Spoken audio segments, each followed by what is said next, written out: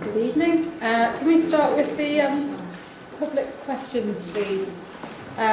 Two valid questions have been received from members of the public and set out, and the first question is from Mr. Bones. Is he in attendance? Yeah. Yes. Did you want to take the question as read, or do you want to read it yourself? Mr. Bones? Take it as read. Okay, thank you. The elected mayor will respond.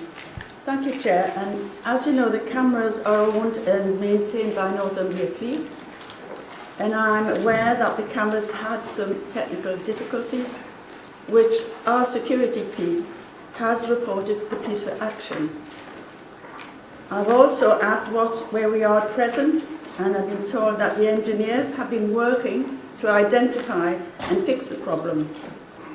And can I suggest that if you want any further details regarding that and the outstanding repairs, they should be sought from Northumbria Police, because we as a council have done our best. Do you have a supplementary question, Mr. Bones? Yeah. You have to come down to the microphone. We've got a response from Northumbria Police. And they say that it's due to the technical difficulties, but there's no current strategy or time of when the cameras are going to be done. And then just to go back to the council, there's nothing there. They've said that it says due to the technical issues, the remaining operational cameras have been offline for a period of time. Several engineers have attempted to repair the system. However, at present the fault has not been identified, but they're in conversation with the council, but there's no time or anything to say when that will be done. Or I can say we are in contact with the police very often, but we'll pick that up for you and get back to you as to what's happening. what's an acceptable time for that to be just left with no cameras? That's a certain question. But having said that, all I can say to you is that we'll pick that one up with the police, right, and get back to you as soon as we can. Thank you, Mr. Bones.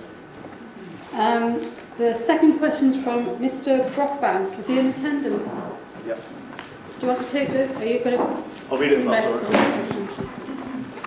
So, as the Council votes on the local plan tonight, what specific assurances can the Mayor give to residents of Monkseaton that there will be no increased risk of flooding in existing homes, no extra pressure on road infrastructure, and properly resource local services such as schools to cope with the influx of new residents?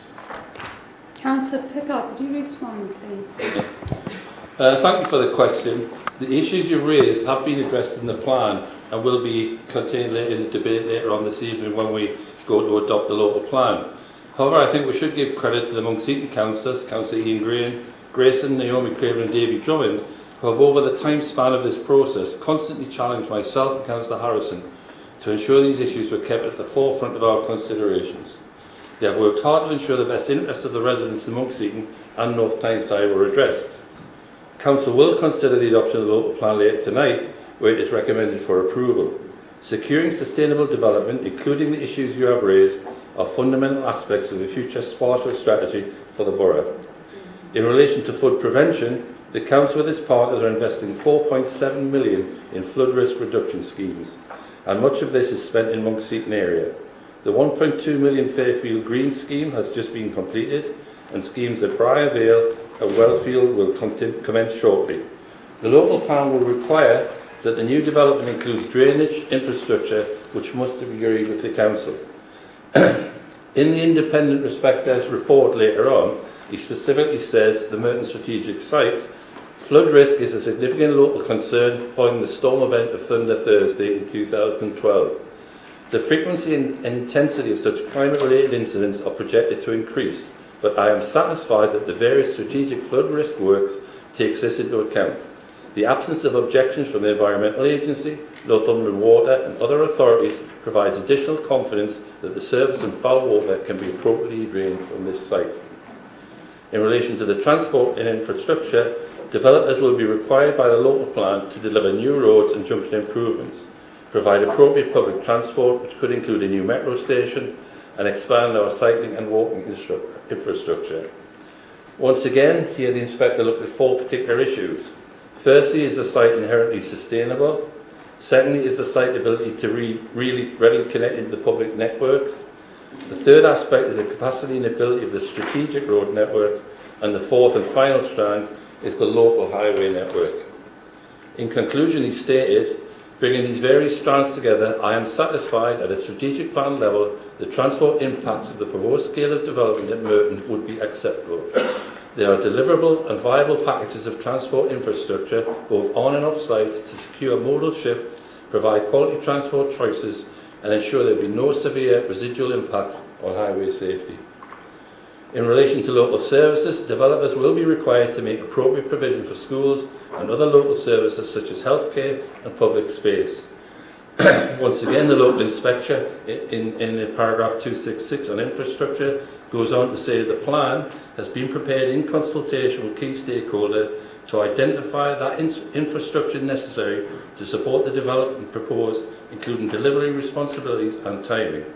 I am satisfied that the identified infrastructure has been robustly costed and realistically accounted for from potential funding streams.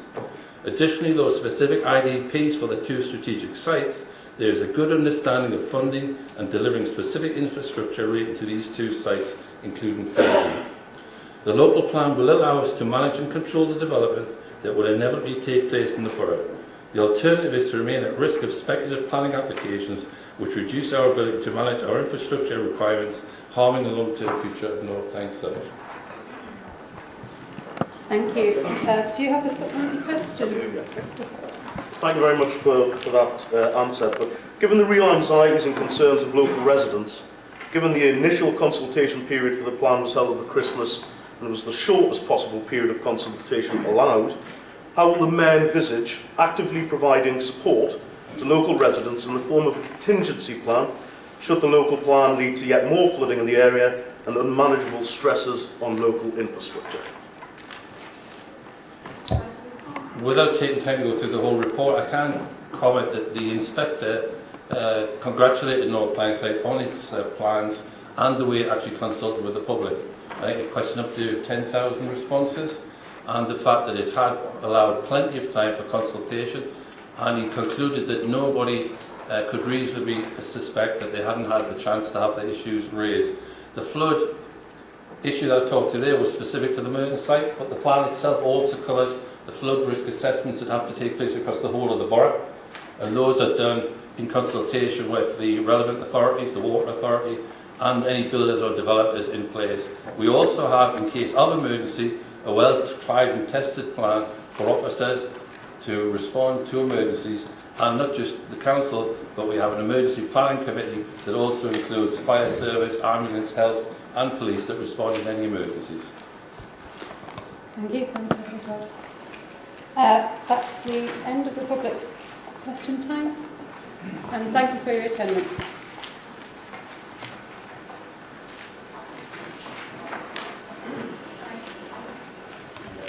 I've received apologies from Councillor Brian Burders, Councillor Carol Burders, Councillor John Harrison, Councillor David Garr, Councillor Wheatman, Councillor Alison Waggett-Fairley. Are there any other apologies for absence? Apologies for Councillor Brooks Councillor Brooks. Thank you. and John Cassidy. Councillor Cassidy and Councillor McFarlane. Thank you, Councillor. Can I remind the members to please to sign the relevant attendance sheet, please? Can I remind members, if they have a registrable interest or non-registrable interest in the matters appearing on the agenda, they must verbally declare such interest and the nature of those interests. You are also invited to disclose any dispensation from the requirement to declare any registrable or non-registrable interests that have been granted to you in respect of any matters appearing on the agenda. Those members should complete the card circulated and return it to the receptacle located at the desk of the Democratic Services officers before leaving. Thank you. The next item is item 4, is the minutes of the council meetings held on the 18th of May, which have been previously circulated. Can I ask the council to confirm those minutes? Thank you. Next we move on to item 5, presentation on Nexus. And this will be given by Tobin Hughes, Nexus Manager and Director. Can I invite members to question arising? Any questions to be given at the end of the presentation? Thank you. Thank you. Thank you, Madam Chair, and good evening to you and to all the members and the officers of the Council. For those of you who don't know me, my name is Tobin Hughes. I'm the Managing Director of Nexus, your friendly passenger transport executive. Metro is one of our services, as we'll come to, and as members will know, it's all about timing when it comes to Metro. And I have to say, with impeccable timing, I arrive here at Council on a night when you're considering your local plan and on the day when the road underneath Killingworth Bridge has closed for engineering work. So I have no doubt some of those items may come up for conversation later on. And as the Chair has said, I'll be very happy to answer any questions that I'm able to at the end of my short presentation.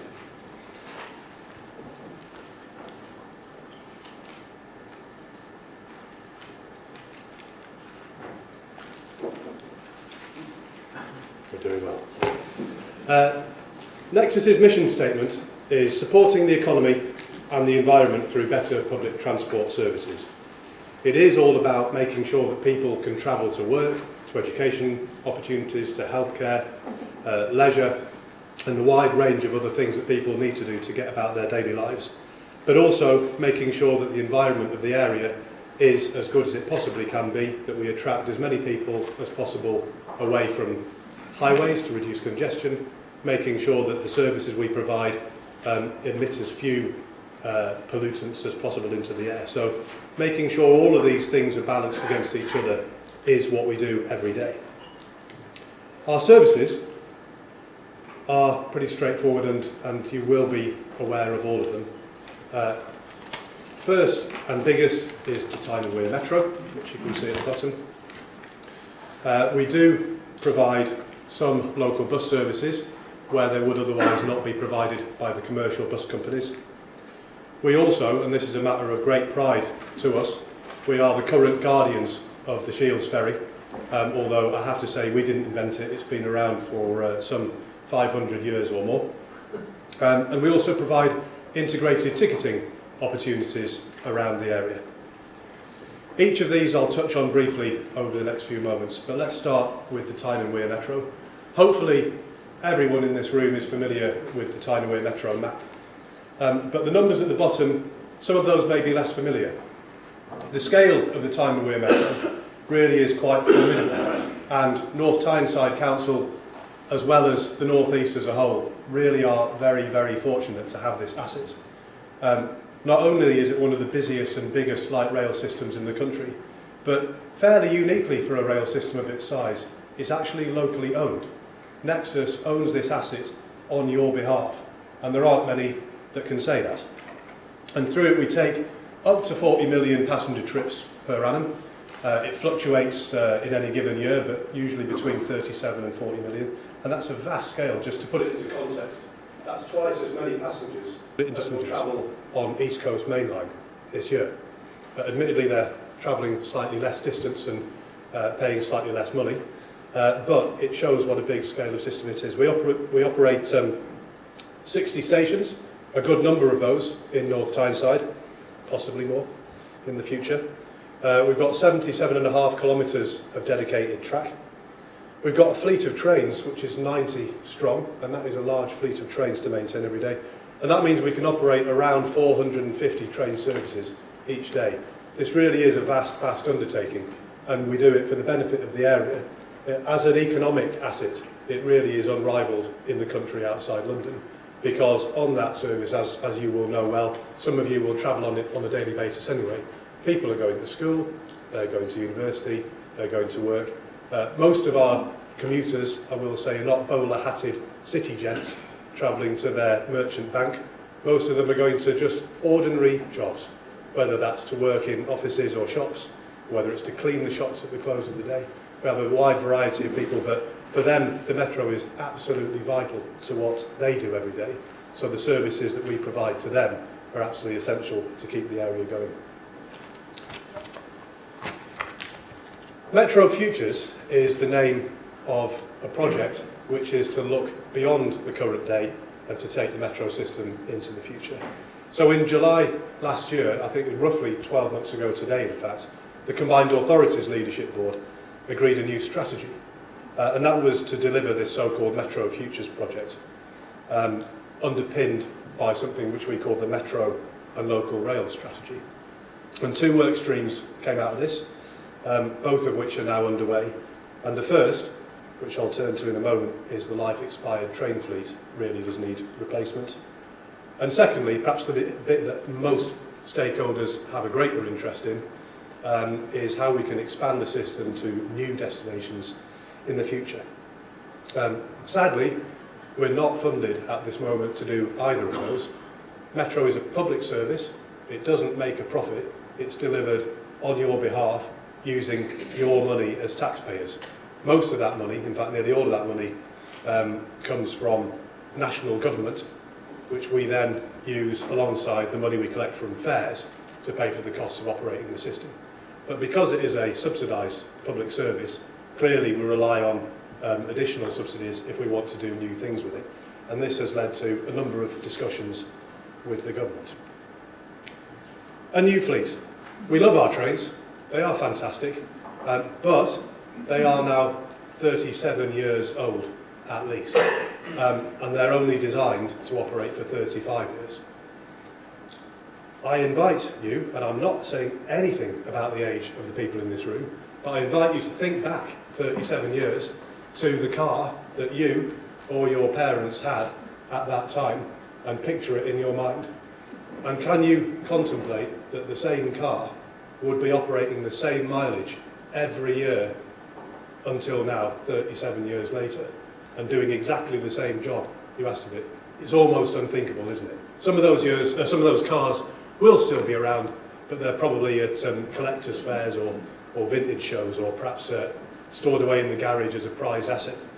They won't be carrying out the same task that you were asking me today, but that's what our Metro trains do day in, day out.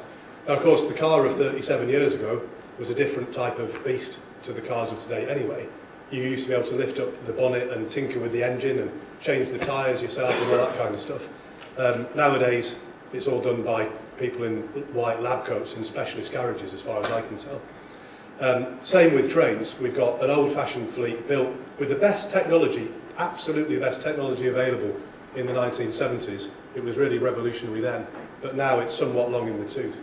The parts that are needed to maintain the trains, a lot of the expertise, this is also ageing as well. Some of our best engineers have reached retirement age and left. Some of the supply chain who manufactures the parts have gone out of business or retired themselves. So we now need to look to the future. Consequently, of course, our fleet is suffering from poor performance, and I'm sure you'll have picked this up either from what people have told you, what you've experienced yourself. Our train fleet is now performing actually with the worst levels of performance compared to any fleet of its type anywhere in Europe. We've already had to reduce the timetable to cater for the fact that we have fewer trains available each day. We have a bunch of heroic staff in our maintenance depot in Gosforth. Day in, day out to keep the train service going the way they do really is quite commendable, but they can only do so much. So the timetable reduction, whilst it didn't impact very greatly on passengers, was in recognition that we needed to start working the fleet a bit less and have more room for spares.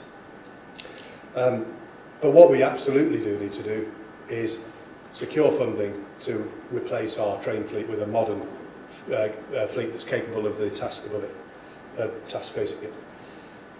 Eye-wateringly, we estimate the cost of that being some £435 million for a replacement fleet of trains plus works to our engineering depot. The good news is that even though it's a large amount of money, it is a good investment.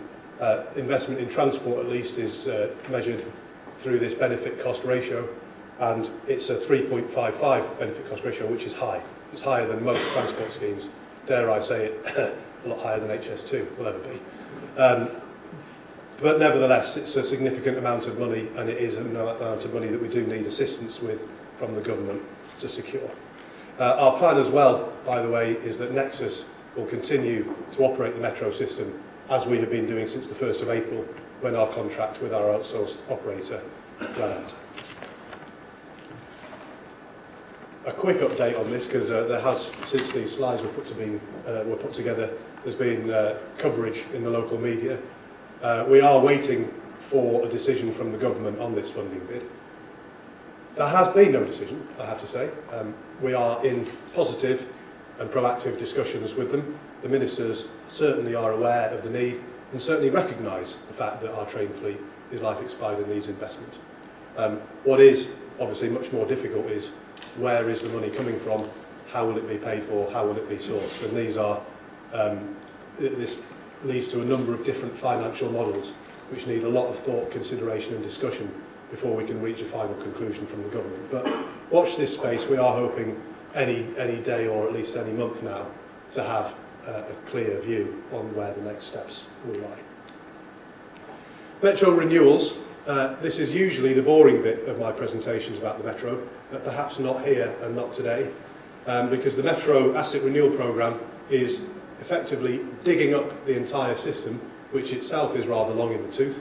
A lot of it built in the 70s, a lot of it built in the 1840s and 50s, and a lot of it needs investment as an asset.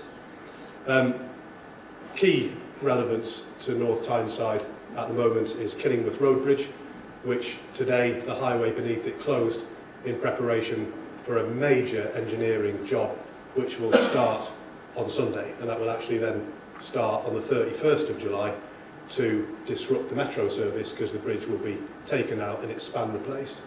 But this is a really, despite the regret I have that we'll be disrupting metro passengers going over the top and highways users going below and the neighbours in the area who will be affected by it, it's a hugely beneficial project because we're extending the width of the bridge span such that the highway beneath it, when we've finished, will be able to carry more lanes, and therefore it will speed up the flow of traffic into the future. So it is a really important project, not just for Metro, but also for the wider local area. At the same time, we're not just replacing Killingworth Road Bridge. Over the course of August, we'll be digging up the tracks in the whole section between South Cosforth and Shire Moor in different stages.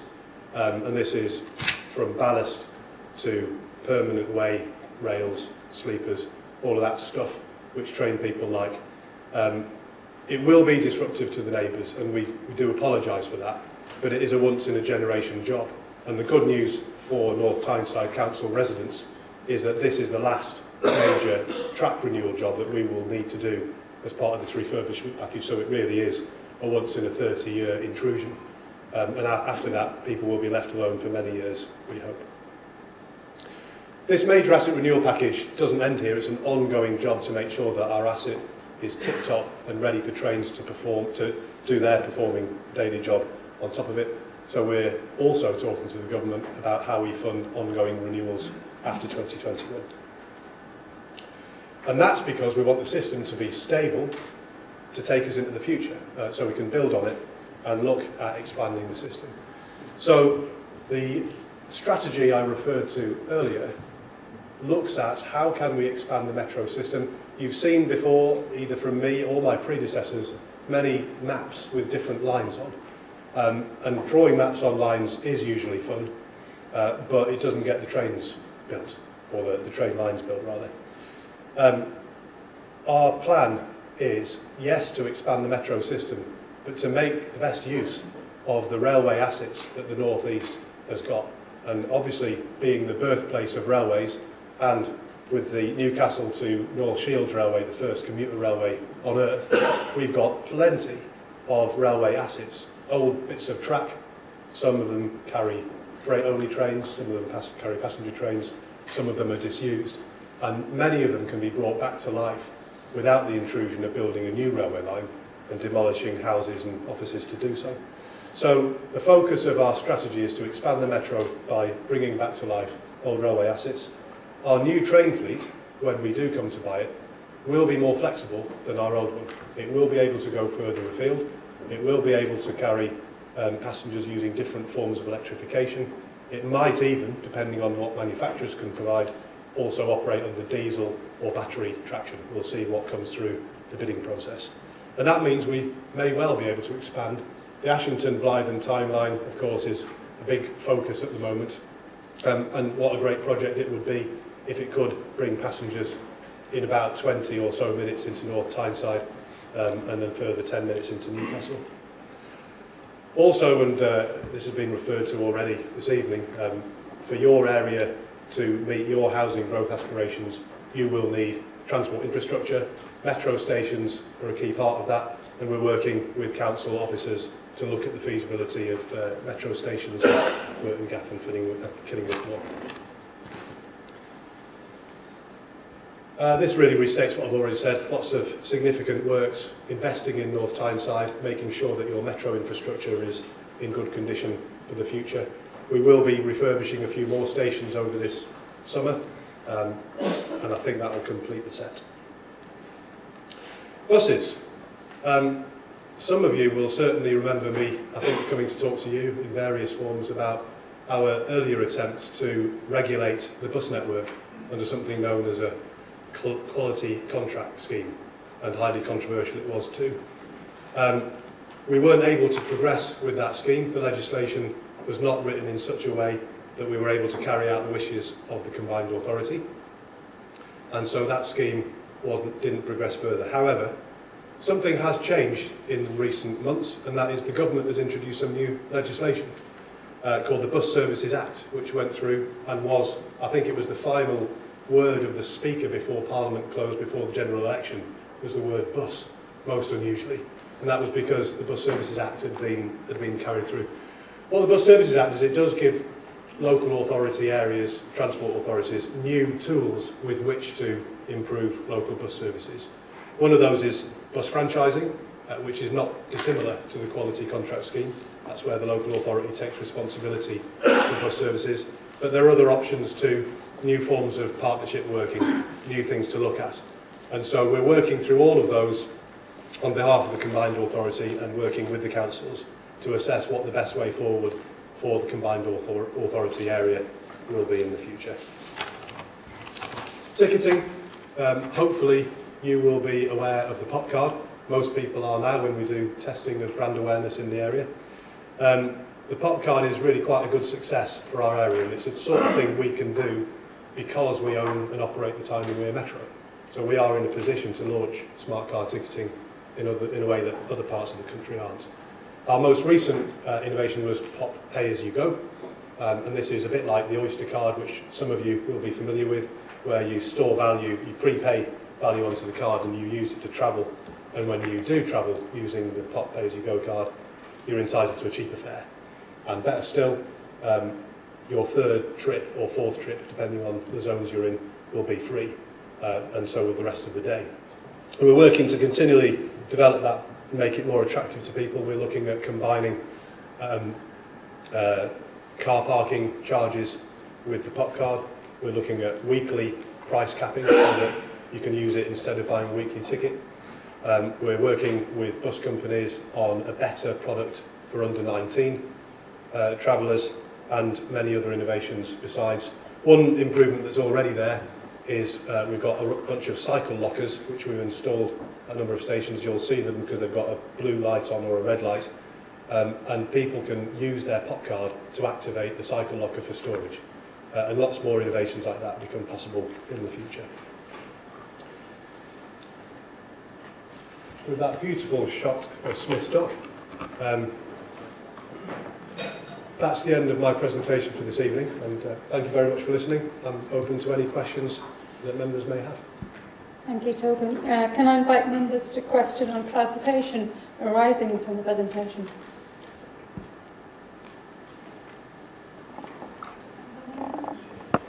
Councillor Mason, Muncie North. Any thought about putting cycles on trains? Plenty of them. The first thing to say is bicycles on trains, I can't deny it, they are difficult because most people who use the metro do so at peak hour, when the trains are full and quite often very crowded. And despite the fact that cycle fans, and I have to say I am a big cyclist and a big fan as well, want bikes to be carried on it. If you ask most commuters, actually, many of them have a different opinion when they worry about grease on their clothes and lack of space. However, it's a really important part of integration to make sure that bicycles can use or interact with the metro effectively. So for about 2 years, we've been carrying out a pilot scheme between not quite the airport, but Callerton Parkway, which is the station before it, and the outer edge of Newcastle, it's Jesmond, where cyclists can convey their bicycle on the metro outside peak hour. And we're now looking at an option to extend that, because that trial has actually passed off quite well, largely because the controls on it are quite tight. We're looking at whether we can extend that to parts of North Tyneside shortly. So hopefully we'll have an announcement on that over the next few months. It'll still be on a pilot basis and it will still be restricted in the timings, and we'll assess how that goes. And if that is successful and not too many problems are caused, then we'd look to extend it further in the future. So it is an important thing to do, and that's why when we look at new trains as well, looking at making sure that we build in provision for adequate cycle storage on board. Thank you. Councillor Franklot. Thank you, Chair. So, since we've got the photograph up there on the screen, do you think we'll ever see a triangular route operated for the North Shields Ferry to incorporate the Royal Keys shopping outlet? Well, certainly I know that the Council is looking at ways of improving the whole North Shields and the Fish Quay area and plans for that, so we're in discussion about what that might mean for the Shields Ferry in the future. I'm also clearly aware of aspirations for Royal Keys to be served by the ferry. I think as part of a regular scheduled service, day in, day out, that would be hard to accommodate with our existing vessels and with our existing timetable. It would simply not fit into the existing timetable. But we are certainly open to ways to make the ferry more attractive in the future, both for charters but also for scheduled trips, perhaps during the summer or at weekends. So it's certainly worthy of further discussion. I think having every single sailing being a triangular service is less likely to be appealing, but we'll certainly look at it. Thank you. Can I invite members to make any comments? Sorry, Thank you. Question, please, Chair. Thank you for the presentation. As you mentioned, there's about 40 million journeys a year, and clearly that means that this system is essential both to the regional economy, but not only for residents but also for tourism, because with the links to Newcastle Central Station, people coming for weekends and through the airport. You talked about 423 million required or thereabouts for new rolling stock. And it's where we get the money from that. And I just wondered how successful you think it's likely to be that any bid will be recognised by the government. I ask that because as a regional authority we clearly no longer have funding to find hundreds of millions of pounds. And compared to HS2 costs, it's a drop in the ocean to knock 15 minutes off a journey to London, from London.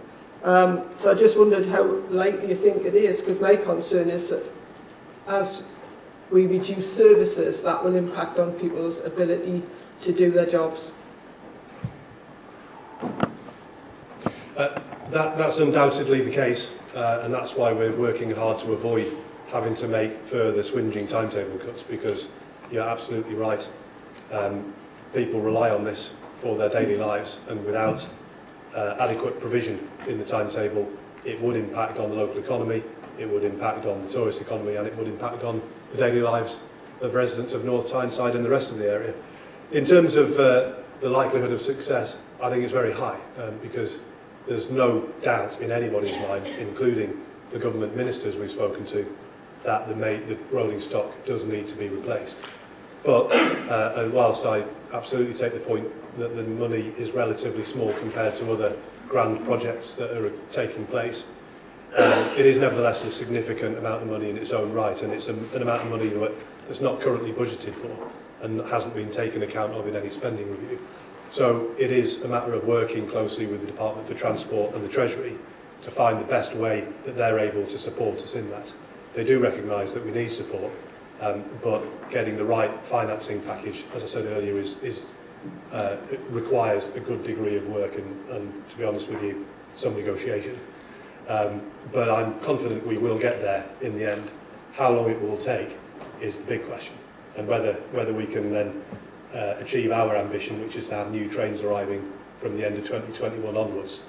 That is the question about whether we can hit that deadline or whether it will be slightly afterwards. Councillor Wallace. Thank you, Chairman. I've got a couple of questions. First, thanks for your presentation.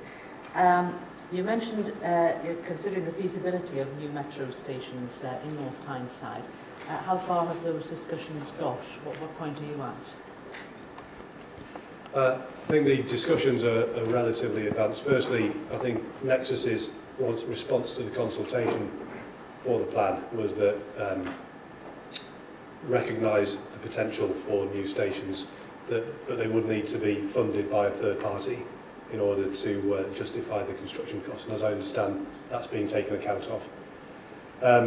In terms of the feasibility of them, we are carrying out some quite detailed assessment to the timetable as to the possibility of stopping at 1 or 2 new metro stations. I must confess I'm not familiar with the exact point that we've got to in those discussions. I know my officers are talking to the council officers about it, but my understanding is that it will be possible, at least for 1 metro station, to be accommodated in the timetable. Thank you.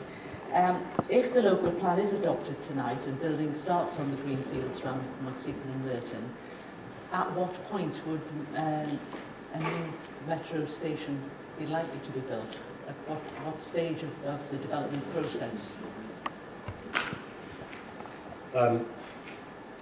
Optimally, it would be as soon as it can be, because railway and bus hard infrastructure works best when it goes in at an early stage of the development. Whether that's practically feasible in terms of construction and some of the work we would need to do on the railway to accommodate new stations, for example, signalling changes may be required, and whether the funding is available within the timescale. Again, I'm afraid I'm not familiar with the exact details of the proposal, but we would work hard with the council to make sure, and with the developers to make sure that that was put in at the earliest possible opportunity. So you can't say at this stage whether it would be when building of houses started, or whether we had hundreds of new ones or thousands of new ones before we got a new station? I'm not sure it's for me to say. It would depend on the developers and the funding availability, whether they were meeting the full cost themselves or whether there were other funding pots to tip into. But my understanding is the discussions relate to a relatively early stage of the development. How early, I can't say. Councillor Hodgson. As part of the current upgrade programme, we've overhauled the fleet, spent quite a lot of money on it, and yet you're stressing how urgent it is to replace that fleet. Isn't that rather disappointing? No.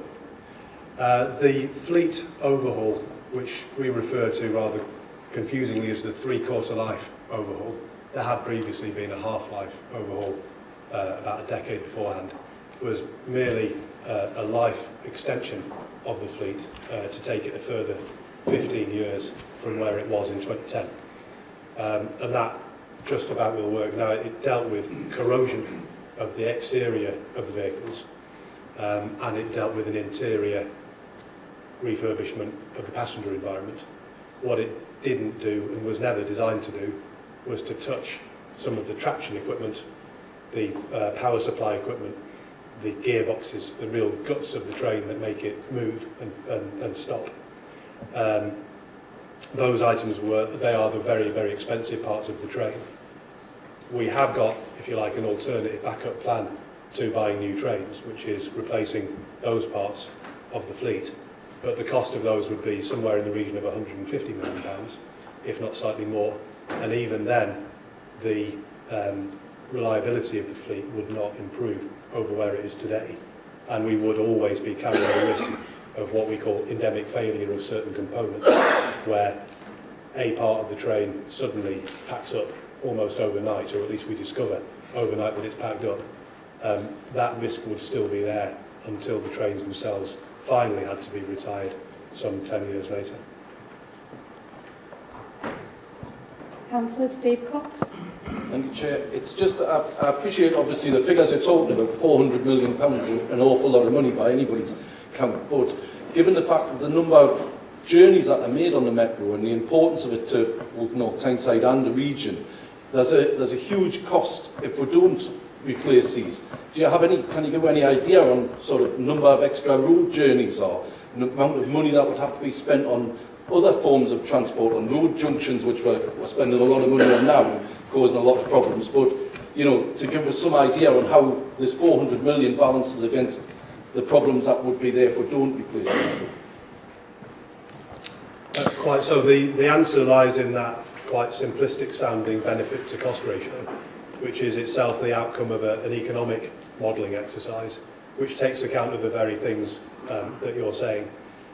The headline figure is about between 11 and 15 million road journeys extra per year if the Metro wasn't there. I say 15 million, that's when we put the business case for the infrastructure upgrade that we're currently doing, that was the effect of there being no Metro system at all. 11 million is the number that we've fed into that benefit cost ratio. It's gone down slightly because we have invested more in the asset. So, yeah, there would be gridlock on the roads. If some members might be aware of the original reason for introducing the Tyne-Wear Metro in the very first place, and that's because as the railways that we had in this area in the 70s were starting to decay and people were stopping using them because they were very underinvested in diesel railway by then, having been through some quite glorious times in the past. People's use of them was declining, road usage was growing, the number of buses crossing the Tyne Bridge was growing exponentially, and the road network was already virtually in meltdown in the mid-70s. And that led to this plan, which was, well, why don't we actually get all those, well, as many of those people as we can onto our railways, and that was what created the Metro in the first place. So without it, you could expect road conditions as bad as you see anywhere else in this country and further afield. Luckily for us, even though we do have quite a number of congestion pinch points in this area, and we do need a lot of investment in the highways as well, our congestion is nothing like as bad as a city, for example, like Leeds, where they don't have the benefit of the Metro system. Councillor Thirlway. Thanks for the presentation. Assuming you receive the funding that you've talked about this evening, how long will it be until the new trains are operational? The plan we're working to is that new trains would arrive towards the end of 2021 calendar year. It might take some months for a fleet of, it had to be 84 trains we're replacing our current fleet with. So to get all of those tested and operational might take some time, but starting from 2021. But the big caveat, as I said earlier, is when the funding package is agreed with the government, because only then can we begin procurement. Thank you, Tom, for those very detailed responses. Can I invite members for any comments on the presentation? Richard Mayor? It's not about the presentation, it's about a meeting we had at the Combined Authority yesterday where this matter was discussed. And the 7 leaders have agreed to write the Secretary of State for Transport to highlight the problems we would have in our region if this money wasn't made available. So I think it is high on our agenda, and when we draft the letter, I'll send everyone a copy. Thank you. Can I thank Derwin Hughes, Managing Director of Nexus, for the really detailed and comprehensive presentation and the responses to the members' questions. Thank you very much. Thank you.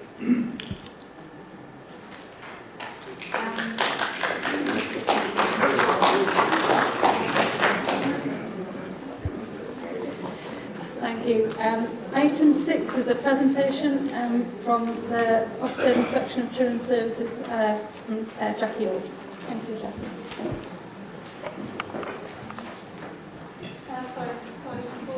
I invite Councillor Grayson, Cabinet Member responsible for children and young people and learning, to introduce these items. Actually, Chair, I'd like to comment after the presentation. Okay, thank you. Okay, thank you, Chair. Before I start the presentation, can I just say that many thanks for giving us the opportunity to kind of present the findings of the report. I think that for me there's two things that are really important. One is that the report itself provides a really good framework and a really good foundation in terms of giving a clear marker of some of the really good work that we do, and particularly kind of puts children in terms of centre stage in terms of North Tyneside.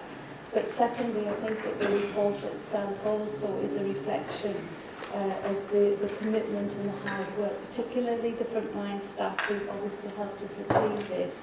But I think that also in terms of all members here tonight, the contribution that they've made in terms of putting us on a really good footing, but also the partnership work that we do as well. So thank you for that. Would it be possible, sorry to interrupt, for Jack to go forward to the microphone and speak a bit louder? I recognise you speaking to yourself. Point over here. Okay. If it drops, will you just kind of raise your hand and I'll try and before you start, Jackie, as well, sorry, I forgot to introduce Richard Burrows as well, who's standing next to you, Chair of Local Safeguarding Children's Board as well. Okay, sorry. Okay. So what I'll do is I'm going to talk through the findings of the inspection around social care, and then I'm going to hand over to Richard, who is the independent chair of the LSCB, and Richard's going to share with you the findings of the LSCB. So really just to recap in terms of the inspection, because I know that you've all been cited and we've all been kind of waiting for the last 3 or 4 years for Ofsted to arrive. But basically the scope of the inspection looks at a number of things, so it gives an overall judgment on the overall effectiveness of children's services, and in particular obviously how we safeguard children. It breaks it down into distinctive areas, and each of the areas are then judged in terms of how they are doing in specific areas. So the first area is around health and protection. So that predominantly looks at the front door, it looks at the safeguarding once safeguarding issues have been identified. It looks in particular at looked after children, and around that there is a focus on both adoption and care leavers. And then the last area it focuses on is around leadership and governance, and that's across the whole of the council in terms of how children's services are strategically positioned, but also the leadership and governance around that. So the process, they landed on site in February this year. The inspectors came. There was 6 inspectors in total, and they were with us for 4 weeks. And it was a wonderful 4 weeks, as you can imagine, because they absolutely looked at kind of a lot of work and a lot of frontline practice. And in total, they reviewed over 400 files, which is about 1/3 of the files that we have across children's services. And alongside that, they interviewed over 100 people. And a lot of the people that they interviewed were kind of, when they would roll up each day, they would pull a chair up to any social worker and start to have a look at what the social worker was doing, and kind of just randomly look at case records and files as they wanted to. Then we had the report that was published on the 13th of July. There was a slight delay with the publication of the report, and that was due to the election and obviously Purdah. So the possible judgments that we could have got from each of the areas, there's 4 areas that we could have been judged at, and basically that rates from outstanding, good, requires improvement, and inadequate. So we could have got any of those judgments. So overall, in terms of children's services, the overall rating was good, but alongside that we did get some outstanding features, and I'll talk you through specific areas around that. When you look at the overall effectiveness, I know many of you might be thinking, well, why did we not get outstanding? I think we always knew that outstanding was kind of a big ask, and that's predominantly because there is only 2 authorities nationally that actually have got an outstanding judgment, and those areas are Kensington and Westminster, are the 2 authorities that have got outstanding. But when you look at this particular graph, it's quite interesting, because what it demonstrates is that when you look at the national picture, there's around about 7 authorities who've got a slightly better judgment than ourselves. So overall, it was really positive and really encouraging, the result that we got in North Tyneside. Then breaking it down to the specific areas that I alluded to. So you can see that for overall effectiveness, we got good. For help and protection, again, we got good in that area. For looked after children and achieving permanence, again, we got good, as well as adoption, again, another good rating. And then around the support and that we give to care leavers, this was an area that the inspectors felt was exceptional, and again we got outstanding as that particular judgment, so really positive. And I think again, particularly for our carers who really did a lot of work in terms of talking to the inspection, it's really credit to them in terms of achieving that as well. And then similarly around leadership and management and governance, we were graded as good on that. So this slide really just gives you a breakdown in terms of nationally, just the numbers in terms of how other authorities have been graded, and gives you an indication kind of exactly where we are. So you can see from this, as I said, we've got 2 authorities that were graded as outstanding. There are 4 authorities that got overall effectiveness as good, and you can see that there's the majority of authorities, 94 in total, although that's actually slightly increased just in the last couple of weeks, have been graded as either requires improvement or inadequate. Regionally, where that leaves us, again on this particular chart, you can see that we've got no authorities regionally that are outstanding. We've got 4 authorities that are good, and if you look at kind of how we've broken it down, regionally we are the top performing council across children's services, and we've now got 7 authorities. I know it says 6 on there, but we've now got 7 authorities that require improvement, and we've only got 1 authority, which is South Tyneside, who have yet to be inspected, and it's likely that they will be inspected in the next 2 or 3 months. The report is available, it's available on the council website, and I would certainly encourage you to read it. It's also available on the Ofsted website, and you'll see that it is a really positive, it's a really encouraging read, and I would hope that it gives you some assurance as members in terms of the work that we do and the quality of care that we provide.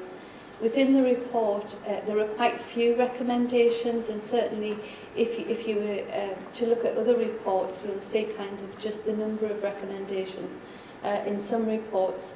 But you can see that in terms of recommendations, these are the recommendations overall, and these basically reflect on that assessments are regularly updated to reflect changing needs of children, that in particular where children are privately fostered, that we should be more timely in terms of some of the intervention, although around private fostering arrangements we have very few children that actually go through private fostering.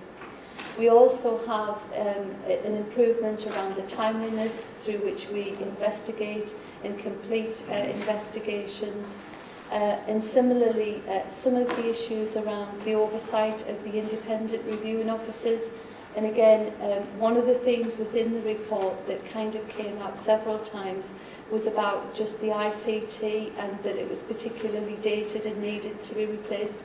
And as you'll be aware, we are actually refreshing and renewing the ICT, which again should help us to manage some of the recommendations. Again, one of the other recommendations was about the quality of the life story work and the later life letters. Again, we've done a lot of work on this and we've done a lot of training with staff around it. But again, another recommendation was about ensuring the consistency and quality of some of that particular work. Similarly, around supervision of staff, what they saw was good quality supervision. Some of that wasn't always evident in the records, but actually when they tested that out with frontline staff in terms of frequency and consistently, they were assured about that. So again, that was another issue in terms of how we record and how we improve performance around that. And then the last one was around just audits. So again, we've done a lot of work over the last couple of years to really have a strong governance around audits. And one of the things that the inspectors recommended was that the learning from audits, we needed to be clearer in terms of just some of the actions and the timeliness around that. So where next around this, we have, in terms of the recommendations, we've got some clear plans and we've got till September to pull together and respond to Ofsted in terms of the action plan. A lot of the things that have been recommended are already in flight and you will be cited on a number of work projects, whether it's around signs of safety, whether it's around the front door, that we're already kind of working on. And so we will make sure that the recommendations are really embedded into the working group and the work that we've got that's ongoing at the moment. I'm going to hand over now to Richard and just to explain that whilst the inspection was ongoing in social care, alongside that the inspectors were also inspecting the LSCB, and so again Richard led that part of it. Thank you. Thank you, Jackie. Thank you, Chair, and good evening, members. I know Councillor Grayson sits on the Safeguarding Board and ably represents the interests of the Council. It's perhaps helpful if I just explain my role. I'm appointed to be an independent person to pull together this partnership that focuses on quality assuring joint working and making sure that it's effectively coordinated. And that's joint working to protect children and to promote their welfare in the borough. So, irrespective of whether they've been in inspection or not, you should be looking to me to say, how's it going out there? And I'm sure Councillor Grayson's aware of that. It was reassuring that the inspection, which was a rigorous inspection, found that the Safeguarding Board partnership was an efficient and a reflective board. And I would place some emphasis on the last of those two words, reflective. It mirrors and crosses over into the inspection of the local authority. The governance arrangements are strong. They're strong because people are open and transparent, and that's what the inspection found. People are able to say what's going on here, or that's quite good, isn't it? And there are constructive working relationships. And I think that the board mirrors that, and we will seek to see that reflected at all levels in all of the partner organisations. And most importantly, right down to the teacher, the community worker, the social worker, yourselves on occasions, when you come into contact with a situation where there's a concern for a child. And that's, in its widest sense, what this inspection was testing out. How does that all work? Sorry, that was a little bit of a context. Specifically looked at our capacity as a partnership to know what was going on. Focused on multi-agency performance, which is jargon really, isn't it? But how do we know that people are doing what they say they're doing? And would we know if they weren't? And the answer was that they felt that we were on top of that as a partnership. So the partnership were talking about how well are each agency doing. We also are listened to in terms of your own processes and in terms of the processes in the number of different partners that sit around the table, which you'll be aware of. And they confirmed our objective, which is to have a culture of openness and challenge. Sorry. A similar picture to that of the local authority. We're in the top sort of tranche of arrangements, which is reassuring. And there is, I think, a relationship between, and I'm sure Jackie would agree with me, between the challenge and assurance the partnership can provide to its members and the performance of its members.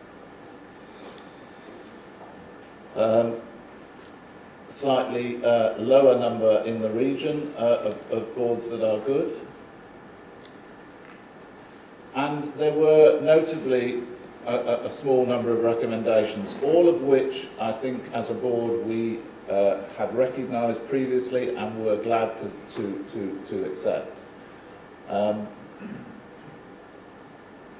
We do a lot of work, and partners do a lot of work at raising people's awareness and sharing learning about how better to work together. And the feedback was that we could be tighter and we could be smarter about that. We've very effectively listened to and engaged, but not on the scale that, for example, you do as a local authority, and you were commended in the inspection, as you will know, for the way in which you engage and listen to the voice of children and young people. So that's something as a partnership we need to do more on. And somewhat ironically, we produce a long and dense annual report because we thought that that's what Ofsted liked us to do. But in fact, Ofsted is saying now, actually, you can make it more accessible. And I know that mirrors the feedback I've had from your scrutiny arrangements. Thank you. So just in conclusion, I think that clearly, I think from both a board perspective and social care perspective, it's a really strong foundation, really strong report. I think that we would all acknowledge we've still got more to do, and certainly we can't be complacent in terms of where we are. So again, we've still got a lot of ambition in terms of where we want to get to. And whilst it's a good report, actually we think that kind of our ambition is to be great in terms of children's services. Since the report, we've had a letter just in the last week. The Mayor's had a letter in the last week from the Minister for Social Care, again, who's commended us in terms of the good and positive work that we're doing. And I think that that's certainly one of the things that they are looking at in terms of North Tyneside, is that kind of nationally how good authorities or outstanding authorities then help and support other authorities who aren't in the same position. So in particular, those authorities that are in special measures, that are inadequate, it is about collectively how we focus to try and support those. So again, from a national perspective, we are working in terms of the DFE around how we might support that and do that. Thank you for your time. Thank you, Jackie and Richard, for that. Can I invite members for any... Oh, sorry, Councillor Grayson first. Yeah, thank you. Yeah, thank you, Chair. Just a few comments to start the debate, but just to thank Jackie and Richard for the presentation, but more importantly, Chair, to thank them and their teams for all of the hard work that they have done over the preceding years, because this has been a lot of hard work by both Jackie's team and Richard's team to achieve these standards, and we can't underplay the high standards that we have achieved. As Jackie has said, the 7th out of 130, or in the top 10 out of 130 for children's services is no mean feat. And the local safeguarding board getting good when only a third of boards have achieved that standard as well is really a really good achievement. And it should be reassuring to everybody in the chamber as corporate parents that we have these good services and we are keeping children safe. And this is obviously despite the challenges regarding finance and things that we've had. So it is a very pleasing performance and a very pleasing report, and colleagues can be reassured of the services that we are providing for children. Clearly linking that to the high performance we have in our schools as well, where we're in the top 10, 94% good and outstanding schools. I think this is a real achievement for services that we provide for children in our borough. As Jackie mentioned, we got a letter from Robert Goodwill MP, Minister of State for Children and Families, complimenting us. This is in addition to the letter we got from Lord Nash last year, saying that our school's performance was very impressive. So I'm pleased to receive this report. Very grateful for Jackie and Richard and their team and all of the hard work that has been done achieving it. Yes, there are still some things to do. We're not going to be complacent. We will still continue to strive for higher standards, but it is a really good achievement. Very thankful for the teams and everybody, and present this report to councillors to receive. Thank you, Chair. Thank you, Councillor Grayson, for those words. Can I invite members now to ask any questions on clarification on the presentation? Councillor Miller, and I'll take. Thank you, Chair. First of all, it's a great achievement and well done to Jackie and all the officers of the council. I've seen firsthand some of the great work that goes on in safeguarding and some of the work that all the agencies, the partner agencies do. Just on the back of the presentation and back of the report, do we now have an action plan to take us above Westminster and Kensington, and will that be disseminated amongst councillors? So at the moment, the action plan, we've got a draft action plan that should be finalised by September, and so we will then report back to Ofsted as part of that. But I think that you know, in terms of the ambition, and I think that the fact that there was only a few recommendations, I think that we are confident that the progress that we're making in the action plans that we have really have got a lot of the issues addressed already. So I think that kind of the ambition is absolutely there. I think that again, kind of the conversations that we have, in particularly around just the outcomes that we are achieving for children, both in social care and education, absolutely are clear in terms of the level of ambition. And I think that kind of with the plans that we've got, there's no reason why we shouldn't take ourselves to outstanding, and I would hope that we absolutely do. Thank you. Councillor Allen? Yes, Chair. I'd also like to add my congratulations to the team and the inspectors for actually coming along and verifying that. But I was just wanting to clarify about the role of elected members as corporate parents, because we as a council obviously have 61 members, but not all of them are involved. And really what I was asking, perhaps the inspector would, do we match other authorities in terms of the expectation of a corporate parent? Are we on par or above that kind of rule? I mean, in terms of the statutory function around corporate parenting, I think that clearly, you know, there is a significant role for members in terms of leading and ensuring governance around all of that. I think that what I would say is that the inspectors were certainly impressed by the level of member involvement, but also the sense of ambition that members had. What they frequently referred to in the feedback and in the report itself was that sense of place within North Tyneside, and what they described as kind of a family firm. And what they meant was that both politically they felt that there was really strong ownership, particularly around like the children's agenda, but also the significant role that councillors played as corporate parents. So I think that alone kind of gives an indication that certainly members are contributing, but doing it quite significantly. Thank you. Councillor Spillard? Thank you, Chair. And again, congratulations, Jackie and the team. I just wanted to ask you around going forward in addressing the action plan, what impact do you think having this sort of great report is going to have on recruitment and retention? I know that we've had some issues around other authorities who've had issues around their Ofsted, who then enticed staff from across the region to go with them, and also that some people have chosen to become agency social workers. And I just wondered, are you seeing people, since the publication of this report, whether it's new graduates coming into social work or from across the region, looking to come to North Tyneside where we have shortages? I mean, it's a really important question. I'm pleased that you've asked it, because certainly since the last time I presented, then, you know, recruitment was an issue then. And clearly having any churn in the system is not good in terms of continuity.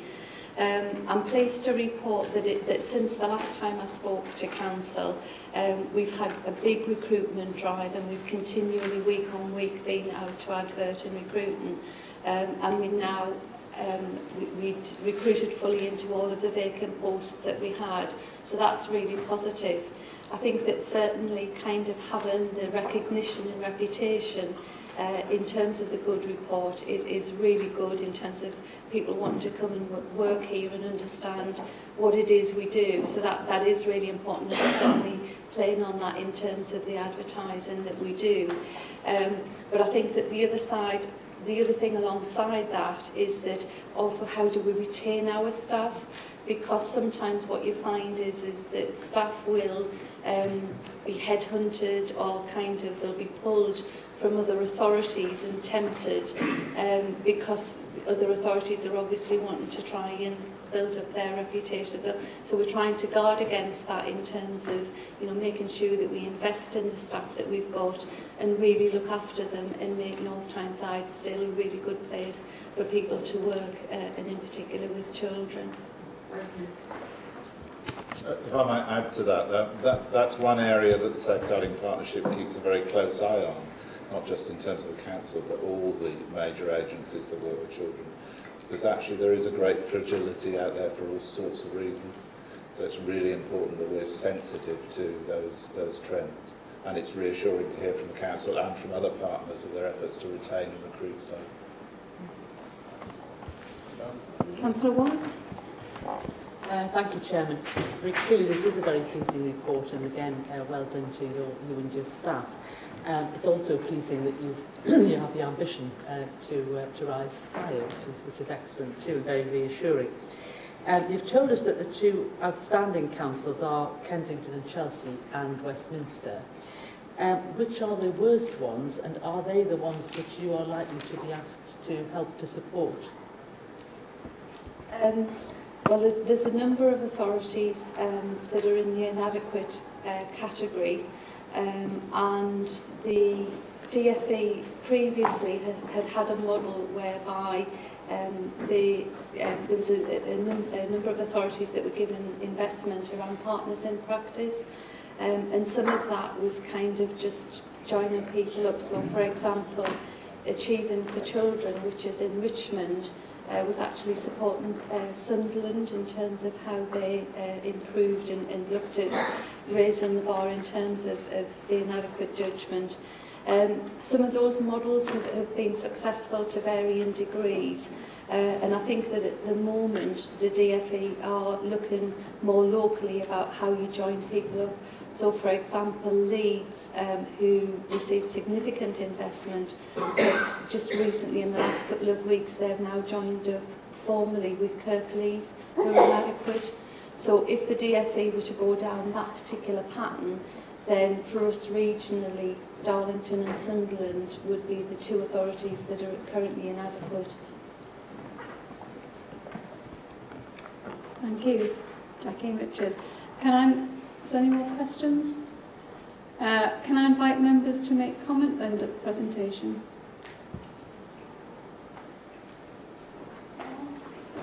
Well, can I just thank Jackie and Richard for their very informative presentation, and congratulate you for the efforts of your team and the fantastic results that we got there. Thank you. Now we'll move on to item 7, which is the motions. Can I invite Councillor Newman to move the motion, please? Thank you, Chair. I'm pleased to be able to bring this motion to Council on behalf of the group. Britain's public transport system is becoming a national embarrassment. Our railway network is now the most expensive in Europe, whilst taxpayers and passengers are getting a bad deal. The East Coast Railway was brought into public ownership in 2009 after the collapse of the operating company, and during its time in public ownership operated at a substantial profit. In 2014, the government, ignoring the advice of many organisations, including the RMT, privatised the line. However, it has been recently reported that the franchise is in severe financial difficulties. What is clear is that this is the third private operator to run the vital East Coast line into the ground and report losses. So rather than waiting for the inevitable financial collapse of the East Coast Railway, it should be brought back into public ownership immediately. We therefore ask the Mayor to write to the Secretary of State of Transport, Chris Grayling, outlining our support for returning the East Coast Line to public ownership and to discuss with the North East Combined Authority to get regional support for this proposal. Thank you. Do you have a seconder? Councillor? Thank you, Chair. I'm happy to second the motion. Margaret Thatcher once famously or infamously declared, "We have not successfully rolled back the frontiers of the state in Britain only to see them reimposed at a European level." Isn't it ironic that the dogma she preached has resulted in just that, with the German and French states running large swathes of our utilities, and an analysis of ownership of our rail network reveals that Welsh railways were taken over by German-owned Arriva long ago. ScotRail is in the hands of the Netherlands' Abellio. The French, as part of Govia, own much of Britain's largest commuter franchises, including Southern Rail. South West Trains will, from next month, be operated by First MTR, partly owned by the Hong Kong government, and Italy's Trenitalia now runs Essex Thameside. So it's obvious that the government is happy to allow state ownership of our railways, just provided it's not the British state. Nevertheless, in 2009, when National Express was finally refused further financial support, the franchise was renationalised, becoming a subsidiary of the Department of Transport's directly operated railways. In its 5 years as East Coast, the state-run firm returned more than £1 billion in premiums, as well as several million in profits to the Treasury. Detailed financial analysis from the Office of Rail Regulation showed that it was one of only 2 firms to make a net contribution to government coffers over the last 2 years of its operation, paying in more than it received in subsidy or indirect grants. Put simply, it was very, very successful. And so, perhaps because this was an embarrassment to the government, the franchise was returned to the private sector in the guise of Virgin Trains East Coast, VTEC, on the 1st of March 2015. A move described as flying in the face of pragmatic public opinion and common sense. Now we read in Business Traveller that the East Coast Main Line rail franchise is in trouble once again, and now it's VTEC's turn to run into financial difficulties, following the faltering footsteps of National Express, East Coast and GNR, who both failed and had to hand back the keys. Turns out that VTEC's bid was based on over-optimistic forecasts for passenger and revenue growth. VTEC is saying that both have fallen below expectations and its franchise payments have become unaffordable. However, the problem is actually of the government's own making. It treats the East Coast Main Line as a premier franchise, partly because it was the last main line to be electrified and partly because it's the UK's fastest rail route. So therefore, to secure this particular franchise, it means that any potential operator must bid a lot of money. Now, the question has to be asked, will this latest situation affect rail passengers in the long run? And the answer is a resounding yes, because travellers were promised more and faster trains, more capacity in the form of extra seats to alleviate overcrowding, and last but not least, they were promised the new Hitachi Azuma trains. The industry publication Passenger Transport quotes a Stagecoach spokesman as now saying that the new Hitachi trains, which were intended to operate the faster and more frequent services, would now be received by VTech later than expected. And industry experts are now speculating that VTech are trying to escape having to pay so much money to the government in franchise fees by not introducing these service improvements at all. The disaster of railway privatisation is an Achilles heel for Tory free market ideology, and they know it. According to a YouGov poll last year, 2/3 of us believe that railway companies should be run in the public sector, with less than a quarter opting for privatisation. And not just talking about Labour supporters either. More than half of Conservative voters opted for public ownership, and UKIP voters, when there were some, were actually more likely to support a nationalised network than the rest of the population. So this motion invites government to ditch the dogma, as they have done in so many other respects since the election, and put transport back into public and profitable hands. I hope members will support it. Thank you, Councillor Lott. Are there any questions? Chairman, I wonder if there could be some clarification about the financial implications which are shown here. It says that there could be financial implications in the future depending on the outcome of the motion, and these would need to be identified and reported appropriately. I've always understood that the financial implications given in council papers related to the council, and I'm just wondering what the financial implications to the council are. Is it intended that the council will subsidise losses in the future?